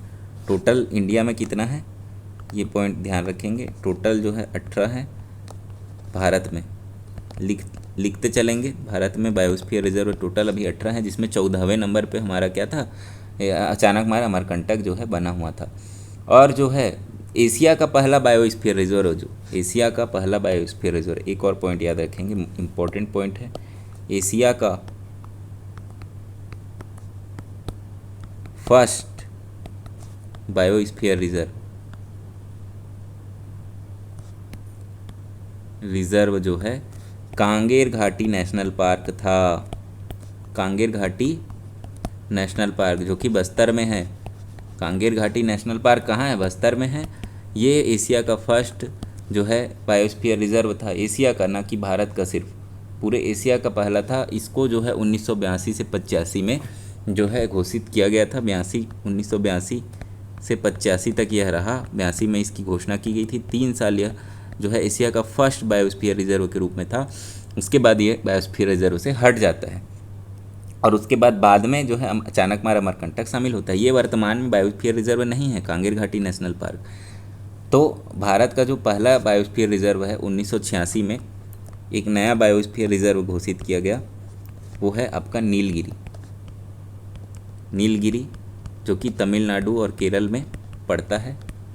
ये भारत का पहला बायोस्फीयर रिजर्व के नाम से इसे जाना जाता है। 1986 में इसकी घोषणा की गई थी, लेकिन उससे पहले भी हमारे छत्तीसगढ़ में कांगेर घाटी नेशनल पार्क 1982 से 85 तक बायोस्फीयर रिजर्व रह चुका है। तो ये पॉइंट भी याद रखेंगे। छत्तीसगढ़ में अगर पूछेंगे एशिया का पहला बायोस्फीयर रिजर्व पूछेंगे तो वो कौन सा है, हमारा कांगेर घाटी नेशनल पार्क, जो कि छत्तीसगढ़ में पड़ता है। तो ये हो गया हमारा बायोस्फीयर रिजर्व के बारे में इम्पोर्टेंट पॉइंट। क्लियर है इतना। इसके बाद हम लोग जो है टाइगर रिजर्व देख लेते हैं। तो टाइगर रिजर्व भी हमारे छत्तीसगढ़ में है। तो 4 टाइगर रिजर्व वर्तमान में हमारे छत्तीसगढ़ में है। पहले जो है 3 टाइगर रिजर्व थे और अभी जो है हमारे छत्तीसगढ़ में 4 टाइगर रिजर्व हैं। लेकिन टाइगर रिजर्व के अंतर्गत हम लोग 2 चीज़ देखेंगे। एक तो टाइगर प्रोजेक्ट होता है, दूसरा टाइगर रिजर्व होता है। टाइगर प्रोजेक्ट होता है, दूसरा क्या होता है, टाइगर रिजर्व होता है। तो सबसे पहले तो हम लोग टाइगर रिजर्व व टाइगर प्रोजेक्ट या प्रोजेक्ट टाइगर भी बोलते हैं इसको, प्रोजेक्ट टाइगर बोल सकते हो, टाइगर रिजर्व। तो प्रोजेक्ट टाइगर जो है पहले टाइगर रिजर्व बनाने से पहले किसी क्षेत्र को प्रोजेक्ट टाइगर में शामिल कर दिया जाता है, बाद में उसे टाइगर रिजर्व भी बना दिया जाता है। तो वो रिक्वायरमेंट के हिसाब से रहता है। तो टाइगर प्रोजेक्ट टाइगर हम लोग अगर देखें तो हमारे छत्तीसगढ़ में 3 प्रोजेक्ट टाइगर चल रहे थे। पहला इंद्रावती, दूसरा उदंती सीता नदी, तीसरा है अचानकमार अभयारण्य। बाद में इन्हें टाइगर रिजर्व भी बना दिया गया। तो नाम अगर मैं देख लूँ, नाम प्रोजेक्ट टाइगर और तीसरा जो हो जाएगा आपका टाइगर रिजर्व। तो टाइगर रिजर्व कितने हैं हमारे छत्तीसगढ़ में भी? 4 हैं वर्तमान में। एक एकदम नवीनतम है, 2024 में बना हुआ है। ठीक है, तो पहला जो है हमारा इंद्रावती, दूसरा हो जाएगा आपका उदंती सीता नदी, दोनों एक साथ है। तीसरा हो जाएगा अचानकमार और चौथा अभी जो लेटेस्ट है गुरु घासीदास, जो नेशनल पार्क है। ठीक है, तो 2 नेशनल पार्क हैं जो कि टाइगर रिजर्व के अंदर आते हैं और 2 अभयारण्य हैं। 2 क्या 3, उदंती सीता नदी एक साथ है तो 3 अभयारण्य हैं। पहले ये प्रोजेक्ट टाइगर में आए थे। प्रोजेक्ट टाइगर के अंतर्गत ये जो है हमारा 1983 में इंद्रावती को प्रोजेक्ट टाइगर में शामिल किया गया। 2006 में उदंती सीता नदी को, अचानकमार को भी 2006 में शामिल किया गया। अभी ये टाइगर रिजर्व में शामिल हैं। तो 2009 में, ये भी 2009 में और ये भी 2009 में, सभी जो है 2009 में ही टाइगर रिजर्व बने हैं। सिर्फ गुरु घासीदास जो है 2024 में बना है। तो ये पॉइंट आप लोग याद रखेंगे। सबसे बड़ा टाइगर रिजर्व जो है वर्तमान में गुरु घासीदास नेशनल पार्क हो गया है। ठीक है, ये तो पहले सबसे बड़ा था इंद्रावती, अभी क्या हो जाएगा, गुरु घासीदास नेशनल पार्क हो जाएगा, क्योंकि गुरु घासीदास नेशनल पार्क बड़ा है तो ये सबसे बड़ा टाइगर रिजर्व के अंतर्गत आएगा। तो ये हो गया हमारा टाइगर रिजर्व। बहुत सारे अभी नेशनल पार्क के बारे में भी बहुत कुछ जो है इम्पोर्टेंट पॉइंट्स बताना बाकी है। ये तो मेन पॉइंट्स हो गए जो बहुत इंपॉर्टेंट है और हमेशा आते रहते हैं। इसके बाद आ जाएगा हमारा हाथी रिजर्व। हाथी रिजर्व के बारे में भी आप लोग देख लेंगे। तो हाथी रिजर्व जो है नेक्स्ट टॉपिक में पेज ले लेता हूँ। हाथी रिजर्व या एलिफेंट रिजर्व, हाथी रिजर्व।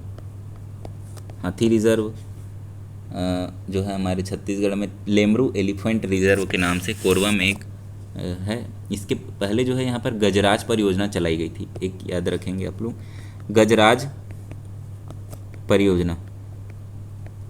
गजराज परियोजना के अंतर्गत जो है शामिल किया गया है छत्तीसगढ़ में।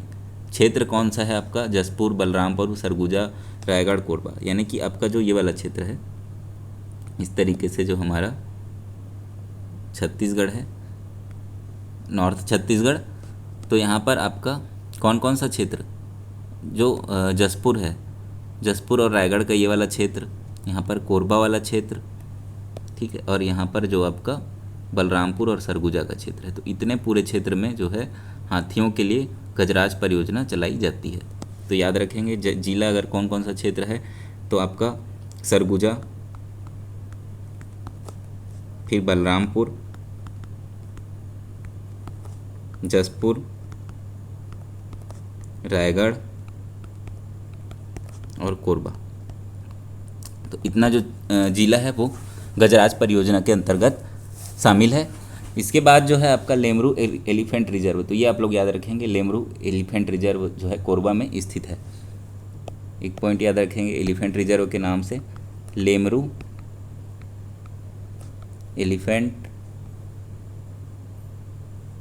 रिजर्व जो है कहाँ है, कोरबा में। कोरबा में हाथी बहुत ज़्यादा पाए जाते हैं, तो कोरबा ही है जो जहाँ पर लेमरू एलिफेंट रिजर्व है। इसके अलावा सरगुजा जसपुर एलिफेंट रिजर्व भी है, दूसरा जो है आपका सरगुजा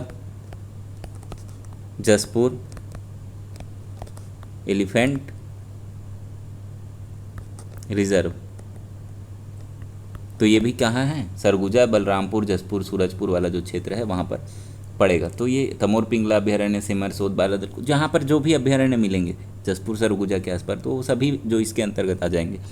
तो ये हो गया हमारा हाथी रिजर्व के बारे में। तो हाथी रिजर्व भी यहाँ पर कंप्लीट होता है। इसके बाद नेक्स्ट टॉपिक मैं शुरू करूँगा अभी। तो जो नेक्स्ट हमारा टॉपिक होगा मगरमच्छ संरक्षण रिजर्व। तो मगरमच्छों का भी संरक्षण किया गया है हमारे छत्तीसगढ़ में। छत्तीसगढ़ के अंतर्गत कुछ जगह हैं जहाँ पर मगरमच्छों का संरक्षण किया जा रहा है। तो मगरमच्छ संरक्षण, तो यहाँ पर हम लोग देख लेंगे मगरमच्छ संरक्षण। तो सबसे पहले जो है कोटमी सोनार जांजगीर चांपा में, जो कि कृत्रिम रूप से वहाँ पर संरक्षण किया जाता है। तो पहला जो पॉइंट है हमारा, पहला जो होगा, थोड़ा और लाइट में ले लेता हूँ, कोटमी सोनार, जिला कौन सा है, जांजगीर चांपा। दूसरा जो आपका हो जाएगा भैंसादरहा, भैंसादरहा ये जो है आपका कांगेर घाटी नेशनल पार्क के अंतर्गत है। कांगेर घाटी नेशनल पार्क मतलब हो जाएगा बस्तर जिला।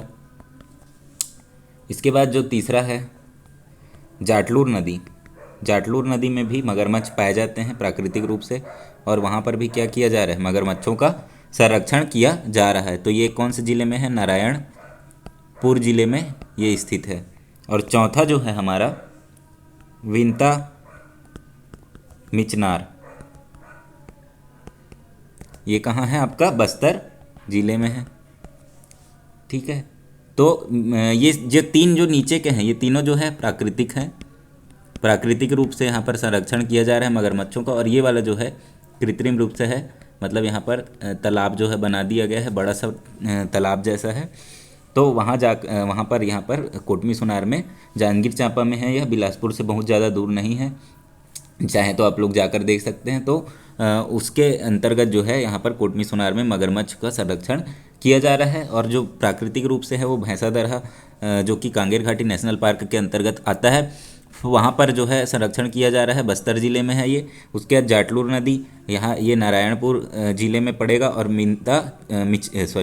विंता मिचनार जो कि बस्तर में पड़ेगा। तो ये जो है इतना मगरमच्छ संरक्षण केंद्र के रूप में है। तो ये चीज़ें आप लोगों को याद रखनी है। इसके बाद जो है मगरमच्छों का संरक्षण हो गया। इसके अलावा पक्षियों का भी हमारे यहाँ संरक्षण किया जा रहा है। तो पक्षियों का भी संरक्षण होगा, तो उसके लिए भी कुछ जो है आपका पक्षी विहार वगैरह बनाए गए हैं। बेमेतरा में जो है सबसे फेमस वाला पक्षी विहार है। तो पक्षी विहार हम लोग देख लेते हैं। पक्षी संरक्षण के अंतर्गत क्या आएगा, पक्षी विहार। ठीक है, पक्षी विहारों की स्थापना की गई है। तो पहले नंबर पे हम लोग अगर देखें तो गिधवा पक्षी विहार है, सबसे इम्पोर्टेंट है, कहीं बहुत बार इससे क्वेश्चन आया हुआ है। गिधवा परसदा जो है हमारा पक्षी विहार है, गिधवा परसदा नाम से भी लिखा हुआ मिल सकता है, या फिर गिधवा या गिधवा परसदा। ठीक है, गिधवा परसदा इस नाम से लिखा हुआ मिल सकता है। स्थान कौन सा है, परसदा जो है इसका स्थान है, परसदा नाम की जगह में। जिला जो है आपका बेमेतरा पड़ेगा। तो बेमेतरा ज़िले में इसे संरक्षित किया जा रहा है। गिधवा जलाशय के रूप में यहाँ पर जो है जलाशय भी है। तो ये पक्षी विहार जो है, गिधवा परसदा पक्षी विहार जो है आपका मुख्य रूप से है। यहाँ पर पक्षी महोत्सव भी मनाया जाता है। राज्य का पहला पक्षी महोत्सव यहीं पर मनाया गया था। तो ये पॉइंट भी आप लोग नोट कर लेंगे कि राज्य का पहला पक्षी महोत्सव जो है गिधवा पक्षी विहार में मनाया गया था। दूसरा जो है आपका लमनी, ठीक है, लमनी पक्षी विहार, ये जो है आपका जगदलपुर में इसको स्थापित किया गया है। तो जगदलपुर में जो है लमनी पक्षी विहार है। इसके बाद तीसरा जो है आपका रहंगी, रहंगी रहंगी पक्षी विहार। तो रहंगी पक्षी विहार जो है आपका बिलासपुर जिले में स्थित है। ये भी याद रखेंगे, बिलासपुर में जो है रहंगी पक्षी विहार स्थित है। और राज्य का दूसरा पक्षी विहार था ये पहला था, ये दूसरा था। तो ये दो चीज़ें जो याद रखेंगे। यहाँ पर ये जो है पक्षी सदन है, ठीक है, जो ये वाला है पक्षी विहार ना होके इसको पक्षी सदन लिख लो। यहाँ पर जो है आपका ये वाला जो है वो पक्षी सदन है एक्चुअल में। तो ये राज्य का प्रथम पक्षी सदन के रूप में इसको आप लोग नोट कर सकते हो। ये पहला पक्षी विहार है, ये दूसरा पक्षी विहार है, ये पहला पक्षी सदन है। तो जगदलपुर जो वाला जो है लमनी पक्षी सदन है, जो कि पहला पक्षी सदन है। तो ये हो गया हमारा पक्षी संरक्षण पक्षी विहार के बारे में। इसके बाद हम लोग देखेंगे कि राज्य में कुछ जंगल सफारियों की भी स्थापना की गई है। तो जंगल सफारी के बारे में हम लोग देख रहे हैं। तो नेक्स्ट हमारा जो टॉपिक हो जाएगा जंगल सफारी।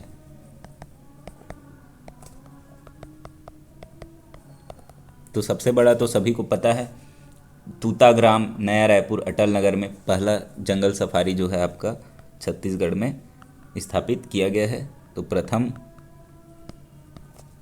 जंगल सफारी, तो प्रथम जंगल सफारी अगर देखें तो ग्राम कौन सा हो जाएगा आपका, तूता ग्राम नवा रायपुर।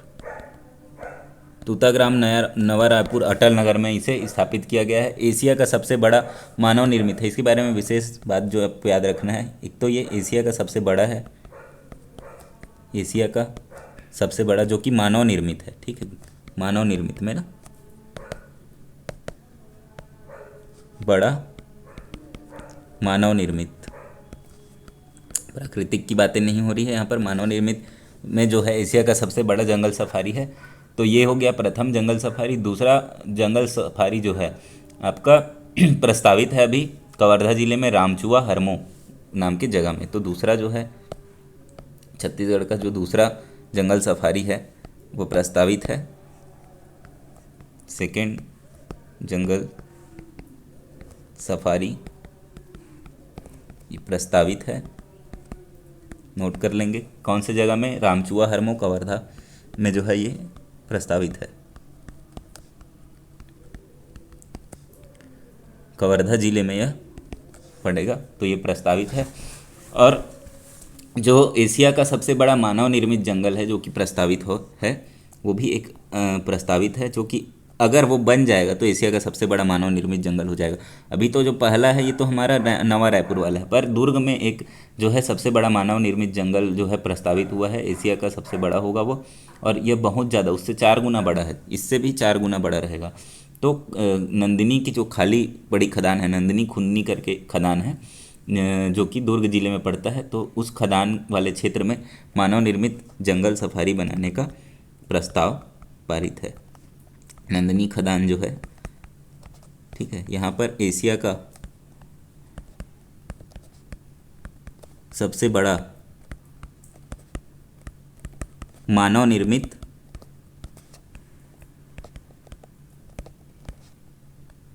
जो है जंगल सफारी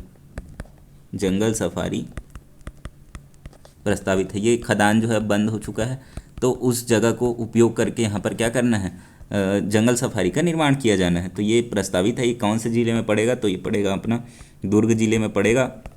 और इसका क्षेत्रफल लगभग जो है 885 एकड़ होने वाला है, 885 एकड़ होने वाला है। जबकि इसका जो क्षेत्रफल है रायपुर वाले का, इसका है 202.87 हेक्टेयर, ठीक है। तो इससे भी बहुत ज़्यादा जो है आपका इसका जो क्षेत्रफल, ये हेक्टेयर में लिखा है, ये एकड़ में है, ध्यान देना। तो ये जो है आपका एकड़ में है और 885 एकड़ जो है इसका क्षेत्रफल होने वाला है, इसका 202 है। तो ये बहुत कम है, हेक्टेयर में भी अगर इसको भी अगर हम लोग मेज़र करें तो भी ये कम ही आएगा। तो ये सबसे बड़ा जो है आपका, इसको एकड़ में कन्वर्ट करेंगे तो भी ये कम आएगा। तो जो सबसे बड़ा है आपका नंदिनी खदान वाला जो है आपका होने वाला है जंगल सफारी, वो सबसे बड़ा रहेगा। तो ये पॉइंट हो जाएगा हमारा। इसके बाद जो है कुछ जो आपके नेक्स्ट पेज ले लेता हूँ मैं। कुछ यहाँ पर दो जो है हमारे यहाँ क्या किए गए हैं,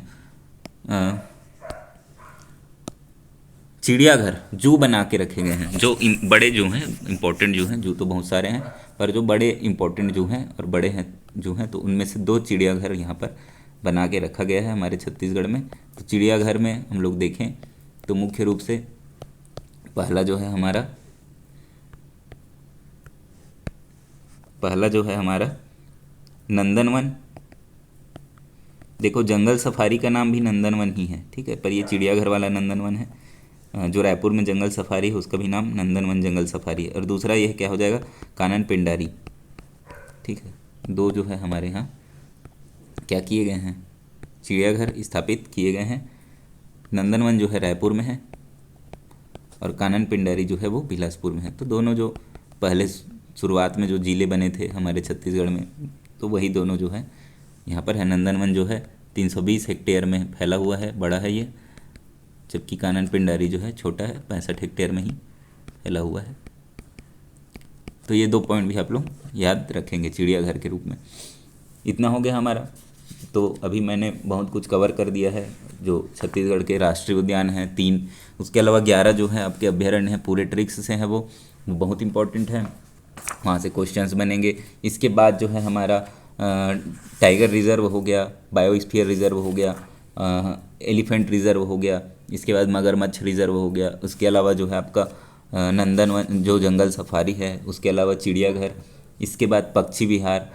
तो ये सभी चीज़ हो गया है। कुछ और जो है तितली और भालू, तो इन सभी का भी हमारे यहाँ संरक्षण किया जाता है। तो कुछ इंपॉर्टेंट और जो फैक्ट्स हैं आप लोग नोट कर लें। अन्य जो है अन्य परियोजनाओं में तो पहला जो है आपका तितली को संरक्षण किया जा रहा है। तितली परियोजना या तितली पार्क कह सकते हैं, ये बस्तर में स्थापित किया गया है। कहाँ पर स्थापित किया गया है, बस्तर में, कांगेर घाटी नेशनल पार्क के अंतर्गत ही आएगा ये। तो कांगेर घाटी नेशनल पार्क में ही आपका तितलियों का भी संरक्षण किया जा रहा है। दूसरा जो है आपका गजराज परियोजना, सॉरी गजराज तो हो गया, जामवंत परियोजना। जामवंत परियोजना जो है भालू से रिलेटेड है। तो जामवंत परियोजना जो है कहाँ है, भालू से रिलेटेड है। और यह कहाँ स्थापित किया गया है, तो देखो भालू जो है हमारा मारवाही, कटघोरा, मनेन्द्रगढ़ जो वाला क्षेत्र है, जो आपका उत्तर बस्तर का क्षेत्र है। यहाँ पर इस तरीके से जो हमारा, सॉरी उत्तर बस्तर बोल रहा हूँ, उत्तर छत्तीसगढ़ का जो क्षेत्र है, इस तरीके से जो हमारा यहाँ पर है मारवाही, इस एरिया में पड़ेगा, ठीक है, गौरेला पिंडरा मारवाही में। इसके बाद जो आपका मनेन्द्रगढ़ हो गया, इसके अलावा जो है आपका कटघोरा जो कोरबा में पड़ेगा, ठीक है। तो इस वाले क्षेत्र में भालू की अधिकता है। तो यहाँ पर क्या होगा आपका, इस जगह में जामवंत परियोजना चलाई गई है। बिलासपुर वन मंडल क्षेत्र के अंतर्गत जो है सफ़ेद भालू भी देखा गया है। तो ये पॉइंट भी आप लोग याद रखेंगे। ये परियोजना 2014 से चालू की गई थी, ठीक है, 2014 से चल रही है। और ये कौन कौन से क्षेत्र में है, मनेन्द्रगढ़, कटघोरा, कोरबा का क्षेत्र है ये। और जो तीसरा है आपका मारवाही, गौरेला पिंडरा मारवाही का क्षेत्र है। तो ये तीनों जो है ये एमसीबी मनेन्द्रगढ़, चिरमिरी, भरतपुर जिले में पड़ेगा भी। तो ये हो गया हमारा जामवंत परियोजना। तीसरा जो है हमारा चीतल नीलगाय, चीतल और नीलगाय को भी संरक्षण दिया जाता है। तो चीतल और नीलगाय का संरक्षण किया जा रहा है किस स्थान पे, रामानुजगंज बलरामपुर में, ठीक है, रामानुजगंज कौन से जिले में पड़ेगा, बलरामपुर में पड़ेगा यह, ठीक है, सबसे ऊपर इस वाले क्षेत्र में यह पड़ता है। उत्तर छत्तीसगढ़ का क्षेत्र है, रामानुजगंज बलरामपुर जिले में पड़ता है। तो ये हो गया हमारा चीतल नीलगाय। चौथा ही मोस्ट इम्पॉर्टेंट है कुटरू गेम सेंचुरी, बहुत पूछता है इसको। तो कुटरू गेम सेंचुरी जो है मोस्ट इम्पॉर्टेंट है। ये जो है आपका बीजापुर ज़िले में पड़ेगा, इंद्रावती नेशनल पार्क के अंतर्गत ये आता है। याद रखेंगे, इंद्रावती नेशनल पार्क के अंतर्गत ये आता है, बीजापुर ज़िले के अंतर्गत। और ये प्रदेश का एकमात्र जो है गेम सेंचुरी है, कुटरू गेम सेंचुरी। इम्पॉर्टेंट है, याद रखेंगे। ठीक है, इतना तो हो गया हमारा जो है परियोजनाओं से संबंधित। अभी जो है हमारा लगभग ये टॉपिक कंप्लीट होने पे आ गया है। इसके बाद जो है कुछ जो आपके लॉ हैं जो कि बनाए गए हैं, तो वो सब चीज़ें मैं यहाँ पर कवर करूँगा कि कौन कौन से लॉ हैं जो वन से संबंधित हैं और कौन कौन से जो संस्थान हैं जो कि वन से संबंधित है और छत्तीसगढ़ में स्थापित किए गए हैं। तो सबसे पहले तो हमारा एक नया पेज लिया जाए, यहाँ पर आ जाएंगे। तो सबसे पहले मैं आप लोगों को कुछ संस्थान के बारे में बताऊंगा कि कब क्या स्थापित किया गया है। तो सबसे पहले हम लोग देख रहे हैं संस्थान, छत्तीसगढ़ में जो संस्थान है वन से संबंधित, तो उसके बारे में हम लोग देख रहे हैं। तो पहला जो है हमारा राज्य लघु वनोपज संघ, राज्य लघु वनोपज संघ, और इसकी जो स्थापना है वर्ष 2000 में ही की गई थी। दूसरा जो हमारा हो जाएगा वन विकास निगम। ठीक है, वन विकास निगम, जैसे ही छत्तीसगढ़ बनता है अगले ही साल क्या करते हैं, वन विकास निगम की स्थापना कर दी जाती है। तो वन विकास निगम जो है हमारा 2001 में बना था। तीसरा जो है हमारा वन पॉलिसी, इसके बाद वन पॉलिसी बनाया गया। तो वन पॉलिसी जो है आपका ये भी सेम 2001 में ही बना दिया गया था। उसके बाद चौथा जो आपका आएगा हर्बल स्टेट, ये बता चुका हूँ। हर्बल स्टेट छत्तीसगढ़ को कब घोषित किया गया था, तो 4 जुलाई सन 2001 में। तो ये भी 2001 में है, 4 जुलाई इसका डेट है। तो ये पॉइंट याद रखेंगे। इसके बाद जो है आपका पांचवा जो है औषधि पादप बोर्ड। ठीक है, औषधि पादप बोर्ड जो है आपका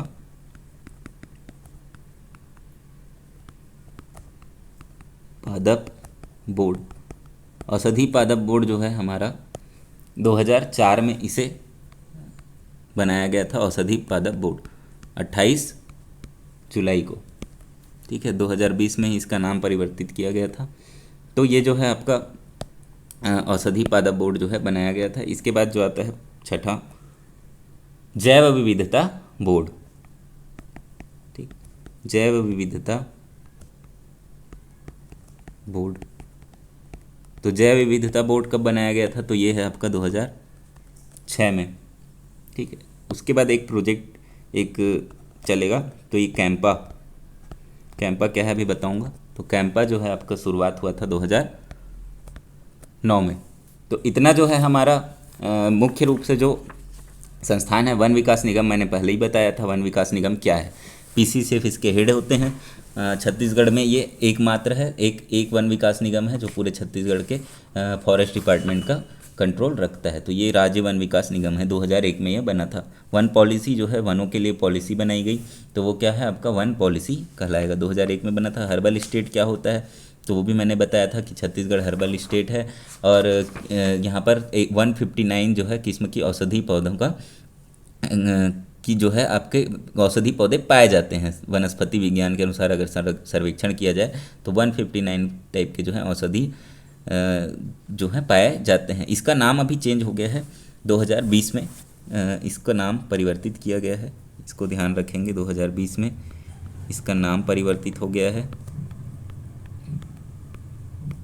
और इसका नाम क्या कर दिया गया है, छत्तीसगढ़ राज्य आदिवासी स्थानीय स्वास्थ्य परंपरा एवं औषधि पादप बोर्ड। ठीक है, इतना लंबा इसका नाम है, लिख देता हूँ मैं यहाँ पर नए कलर से। छत्तीसगढ़ राज्य आदिवासी स्थानीय स्वास्थ्य परंपरा एवं औषधीय पादप बोर्ड। तो इतना लंबा इसका नाम कर दिया गया है, छोटा सा नाम था उसे। और जो है यूएनडीपी के अंतर्गत 7 औषधि पौधा संरक्षित क्षेत्र भी घोषणा किया गया है। तो ये पॉइंट याद रखेंगे कि 7 जो है औषधि पौधा संरक्षित क्षेत्र जो है यूएनडीपी ने उसे घोषित किया है। तो ये पॉइंट आप लोग याद रखेंगे। आया हुआ क्वेश्चन है, सीजी व्यापम में आया था, कितने औषधि पौधा संरक्षित क्षेत्र की स्थापना की गई है यूएनडीपी के द्वारा। तो 7 जो है आप लोग याद रखेंगे, 7 नंबर में लिख लें, उसे नोट कर लें। उसके बाद जैव विविधता बोर्ड, जो कि जैव विविधता को संरक्षित करने के लिए बनाया गया है छत्तीसगढ़ में। और उसके बाद आता है आपका क्या आएगा, कैंपा। तो कैंपा जो है जुलाई 2009 में इसका गठन किया गया है। देखो सभी लगभग जुलाई में ही हो रहे हैं, हर्बल स्टेट जुलाई में, औषधि पादप बोर्ड जुलाई में, और कैंपा जो है ये भी जुलाई में ही हुआ है। ठीक है, तो इसका जो फुल फॉर्म है compensatory afforestation fund management and planning authority. तो ये कैंपा का फुल फॉर्म है, लिख देता हूँ मैं यहाँ पर। कैंपा जो है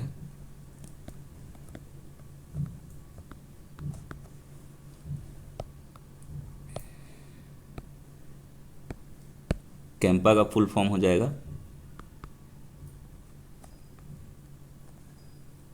compensatory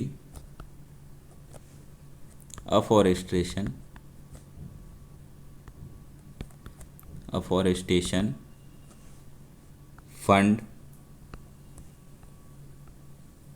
management and planning authority. ठीक है, तो ये जो है जो बिगड़े हुए वन होते हैं हमारे छत्तीसगढ़ के अंतर्गत, जो क्षतिपूर्ति किया गया वन है, क्षतिग्रस्त वन है, सॉरी, जो क्षतिग्रस्त वन है उनकी क्षतिपूर्ति करके उनका वनीकरण, उनको फिर से जो है वन बनाने के लिए इसका जो है स्थापना की गई है, इसकी स्थापना। तो कैंपा का काम क्या है आपका, जो क्षतिग्रस्त वन है उन्हें क्या करना, वहाँ पर क्षति पूर्ति करना, वनीकरण करना, पौधों का संरक्षण करना, यही इसका कार्य है। तो इसके अंतर्गत जो है इसको संचालित किया जाता है। और अफॉरेस्ट्रेशन जो है आपका compensatory afforestation fund management and planning authority. तो ये फंड का मैनेजमेंट करता है और प्लानिंग भी करता है। तो यही इसका काम है। और कब स्थापित किया गया है, तो याद रखेंगे आपका जो है कैंपा आपका कब स्थापित किया गया है, जुलाई 2009 में स्थापित किया गया है। इतना पॉइंट आप लोग ध्यान रखेंगे। कैंपा 2009 जुलाई में स्थापित किया गया है। इसके अंतर्गत 7 वन मंडलों को शामिल किया गया है। इसके अंतर्गत कितने वन मंडल शामिल किए गए हैं, 7 वन मंडल शामिल किए गए हैं। 7 वन मंडल शामिल हैं। कौन कौन से हैं आपके, जो मेन आपका जो नॉर्थ में है, नॉर्थ में आपका क्या क्या हो जाएगा, सरगुजा, ठीक है। उसके बाद जो है बलरामपुर, उसके बाद जो है आपका रायगढ़ से धर्मजयगढ़, और उसके अलावा जो है आपका कटघोरा जो कि कोरबा ज़िले में है। उसके अलावा जो है कोरबा खुद जो है, तो ये 5 ऊपर से हो गया। और साउथ से 2 हैं आपके, केसकाल और धमतरी। केसकाल और धमतरी जो है साउथ, मध्य और साउथ के बीच में पड़ता है। तो ये जो है आपका धमतरी और केसकाल जो है 2 नीचे हैं। तो इतने पॉइंट आप लोग याद रखेंगे कि 7 जो है कैंपा के अंतर्गत 7 वन मंडलों को शामिल किया गया है। ये पॉइंट भी याद रखना है। ये हो गया हमारा जो है पूरा वन मंडल जो है आपका वन से संबंधित जितने क्या किए गए हैं, हमारे संस्थान स्थापित किए गए हैं, तो वो सभी हो गया है। इसके अंतर्गत आ जाएगा बायोस्फीयर रिजर्व भी बता दिया हूँ मैं कौन सा है हमारे यहाँ biosphere reserve, Amarkantak Achanakmar biosphere reserve. इसमें मैंने कुछ छूटा है क्या, एक बार देख लेता हूँ। बायोस्फीयर रिजर्व के बारे में अगर देखें तो हाँ, 2005 में स्थापना हुई थी। क्षेत्रफल इसमें मैंने लिख दिया है, ठीक है। छत्तीसगढ़ और एमपी में है, 551 किलोमीटर। हाँ, इसका लगभग जो है 551 किलोमीटर, एक पॉइंट इसमें एक्स्ट्रा ऐड कर लेंगे। इस बायोस्फीयर रिजर्व में 551 किलोमीटर स्क्वायर किलोमीटर, ठीक है। ये जो है आपका कोर जोन है, कोर जोन है, ये पॉइंट ऐड कर लेंगे। तो ये हो गया हमारा कोर जोन, इतना हो गया लगभग आपका हो गया है, समझिए। तो ये हो गया हमारा संस्थान। इसके बाद कुछ जो है कुछ और फैक्ट्स हैं जो कि हम लोगों को ध्यान में रखना है, जो कि आपका किससे संबंधित है, फॉरेस्ट्री जो वन है उससे संबंधित है, छत्तीसगढ़ के वनों से संबंधित। तो वो है आपके योजनाएं। तो योजनाओं के बारे में हम लोग देखें तो 3 मुख्य रूप से योजनाएं हम लोग यहाँ पर देखेंगे। बहुत सारी योजनाएं हैं, 3 जो है मुख्य हैं। तो पहला जो है आपका योजनाओं का हेडिंग डाल लें आप लोग, योजनाएं। तो पहला है आपका शहीद महेंद्र कर्मा, शहीद महेंद्र कर्मा तेंदुपत्ता संग्रहण योजना, ठीक है। तेंदुपत्ता संग्रहण, इसको पूरा लिखें तो तेंदुपत्ता संग्रहण सामाजिक सुरक्षा पेंशन योजना, ठीक है। सामाजिक सुरक्षा पेंशन। तो जो लोग तेंदुपत्ता का संग्रहण करते हैं, बाल पेंशन की योजना जारी की गई है यहाँ पर, जो लोग तेंदुपत्ता संरक्षण करते हैं उनके लिए। तो तेंदुपत्ता संरक्षण सामाजिक सुरक्षा पेंशन योजना जो है यहाँ पर है। दूसरा जो है हमारा, दूसरा नंबर पे क्या आएगा, यहाँ पर 3 जो है यहाँ पर योजनाएं जो चल रही हैं 2022 से। तो इसमें ये जो है आपका पहला आपका क्या है, कोसा कुनकुन परियोजना, सॉरी कोसा कुनकुन योजना, कोसा कुनकुन योजना है। दूसरा जो है आपका मिलेट मिशन, नाम से ही स्पष्ट है, ठीक है। कोसा कुनकुन में कोसा के लिए चलाया जा रहा है, कोसा का इसमें जो है कोसा का संवर्धन के लिए इसको यूज़ किया जाएगा, कोसा से रिलेटेड है। मिलेट मिशन में मिलेट जो है मुख्य रूप से है मिलेट के उत्पादन पर इसमें जोर दिया जाएगा। और सी मार्ट जो है आपका मार्ट की स्थापना की गई है, जो कि छत्तीसगढ़ मार्ट से संबंधित है। इसका फुल फॉर्म अगर देखें तो सी मार्ट है, ठीक है। तो ये जो है 3 योजनाएं यहाँ पर चल रही है। और तीसरा जो आपका 2023 में जो कि शुरू किया गया है, मुख्यमंत्री वृक्ष संपदा योजना। तो मुख्यमंत्री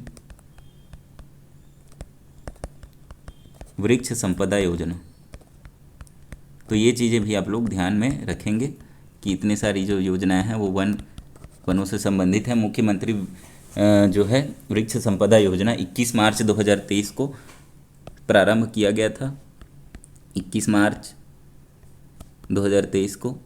ये जो है आपका वानिकी, विश्व वानिकी दिवस होता है 21 मार्च 2023 को। तो ये पॉइंट आप लोग ध्यान रखेंगे कि 21 मार्च 2023 में जो है ये शुरुआत किया गया था इसका, मुख्यमंत्री वृक्ष संपदा योजना का। और ये 21 मार्च जो है विश्व वानिकी दिवस के रूप में मनाया जाता है। इतना तो हो गया हमारा योजनाएं। इसके बाद कुछ और बच गए पॉइंट्स हैं, तो वो भी मैं यहाँ पर ले रहा हूँ। वन एवं वन जीव वन संरक्षण अधिनियम, ठीक है। वन एवं वन्य जीव संरक्षण अधिनियम के अंतर्गत हम लोग देखेंगे, अगला हेडिंग क्या है, वन एवं वन्य जीव संरक्षण अधिनियम। तो कुछ अधिनियम भी बनाए गए हैं सरकार के द्वारा वनों को और वन्य जीवों को संरक्षित करने के लिए। तो पहला आपका इसमें हो जाएगा पहला फर्स्ट वन अधिनियम आया, ठीक है। फर्स्ट वन अधिनियम आता है। उसके बाद दूसरा नंबर पे क्या आएगा, फर्स्ट वन नीति आएगा, वन नीति। फिर तीसरे नंबर पे आएगा वन्य जीव संरक्षण अधिनियम। फिर आएगा वन संरक्षण अधिनियम, वन संरक्षण अधिनियम। फिर आएगा आपका पर्यावरण संरक्षण अधिनियम। अभी याद करा दूंगा इसको मैं, पर्यावरण संरक्षण अधिनियम। तो इतना 5 जो है आप लोग इसमें मुख्य रूप से याद रखेंगे। इसके अलावा कुछ कार्यक्रम भी चलाए गए, वो अलग से याद करेंगे। तो वन अधिनियम जो है, सबसे पहले वन अधिनियम आता है 1927 में। कब आएगा? 1927 में। सबसे पहले जब सरकार को लगा कि वनों से संबंधित कुछ किया जाए तो वन के लिए अधिनियम बना दिए। दूसरा फिर आता है वन नीति, तो ये 1952 में आज़ादी के बाद आएगा। 1952 में वन नीति बनाई गई, जिसमें वनों से संबंधित कुछ नीतियाँ बनाई गई थी। इसके बाद आता है सबसे पहले, अब आज़ादी के बाद जो है वन नीति बना दी गई। पहले तो वन अधिनियम था हमारे यहाँ 1927 में, यहाँ पर वन नीति बना दिए गए 1952 में। इसके बाद आता है वन्य जीव संरक्षण अधिनियम। तो जब ऐसा फील हुआ कि वन्य जीवों का क्या हो रहा है, वन्य जीव जो है लुप्त होते जा रहे हैं, तो क्या किया गया? वन्य जीवों के लिए संरक्षण के लिए अधिनियम बना दिया गया। तो सबसे पहले वन्य जीवों के लिए बनाया गया 1972 में। उसके 8 साल बाद 1980 में वन के लिए फिर लगा कि हाँ, ये वन्य जीव ही नहीं, वन भी पूरा जो है आपका वनों का भी ह्रास होता जा रहा है, वन भी कम होते जा रहे हैं, इस वजह से भी वन्य जीव कम हो रहे हैं। तो इसलिए वन के लिए संरक्षण का अधिनियम बना दिया गया 8 साल के बाद। उसके बाद उसके 6 साल बाद क्या करते हैं, फिर लगा कि नहीं भाई, कि पूरा जो है वनों का ही, पर्यावरण का ही नुकसान हो जा रहा है। केवल वन जीव और वन ही जो है आपका ह्रास की ओर नहीं है, बल्कि पर्यावरण ही जो है उसका ह्रास हो रहा है। तो पर्यावरण में भी आपका अधिनियम बनाया गया। तो पर्यावरण संरक्षण अधिनियम 1986 में ये बनाया गया। तो ये हो गया हमारा अधिनियम। कुछ कार्यक्रम हैं, कुछ चलाए गए हैं जो कि इम्पोर्टेंट हैं। तो कुछ कार्यक्रम के बारे में देख लें। कार्यक्रम वनों से संबंधित सभी आप लोग नोट करते जाए, बहुत इम्पोर्टेंट हैं, क्वेश्चन डायरेक्ट यहाँ से आते हैं। तो वनों से संबंधित कार्यक्रम देखें तो वन महोत्सव, दूसरा हो जाएगा आपका सामाजिक वानिकी कार्यक्रम, और तीसरा जो हो जाएगा चिपको आंदोलन।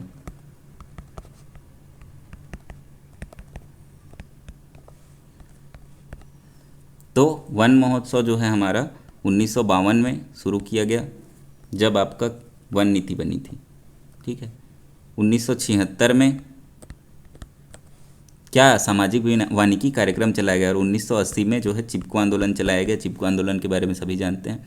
तो ये जो है हमारा चिपको आंदोलन 1980 में चलाया गया। तो इतने इम्पोर्टेंट पॉइंट है। इसके अलावा कुछ जो फैक्ट्स हैं तो वो भी मैं आप लोगों को बता देता हूँ। कुछ इम्पोर्टेंट हैं वनों से संबंधित, अभ्यारण्यों से संबंधित इम्पोर्टेंट जो फैक्ट्स हैं। तो नेक्स्ट पेज ले लेता हूँ, यहाँ पर नहीं आएगा, तो वो मैं लास्ट जो टॉपिक है यहाँ पर लिखने जा रहा हूँ। तो इम्पोर्टेंट फैक्ट्स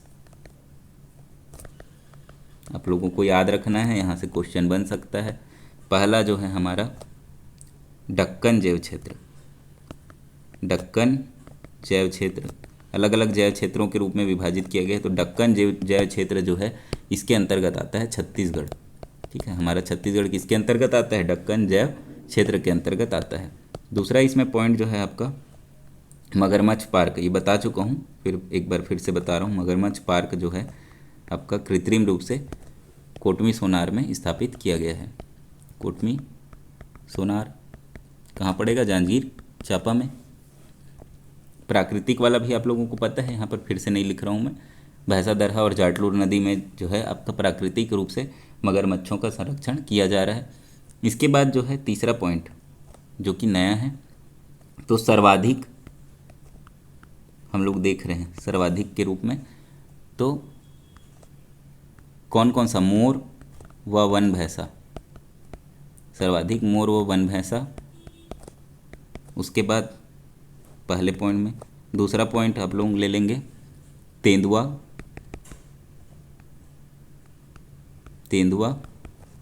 तीसरा जो है आपका सांभर, और चौथा जो है आपका पहाड़ी मैना। पांचवा जो है आपका नीलगाय। सभी एक साथ लिखा रहा हूँ ताकि आप लोगों को कन्फ्यूज़न ना हो। ज़्यादा अलग अलग रहता है तो याद करने में दिक्कत होता है। तो सबसे ज़्यादा मोर और वन भैंसा जो है उदंती अभ्यारण्य में है। तेंदुआ जो है सीता नदी में है। कौन सा जो अभयारण्य कहाँ है, आप लोग कमेंट करें। तो सबसे जो है ज़्यादा मोर और वन भैंसा उदंती में है, और तेंदुआ कहाँ पे है, सीता नदी में है। सांभर कहाँ है, बारनवा पारा में है, महासमुंद में पड़ेगा ये।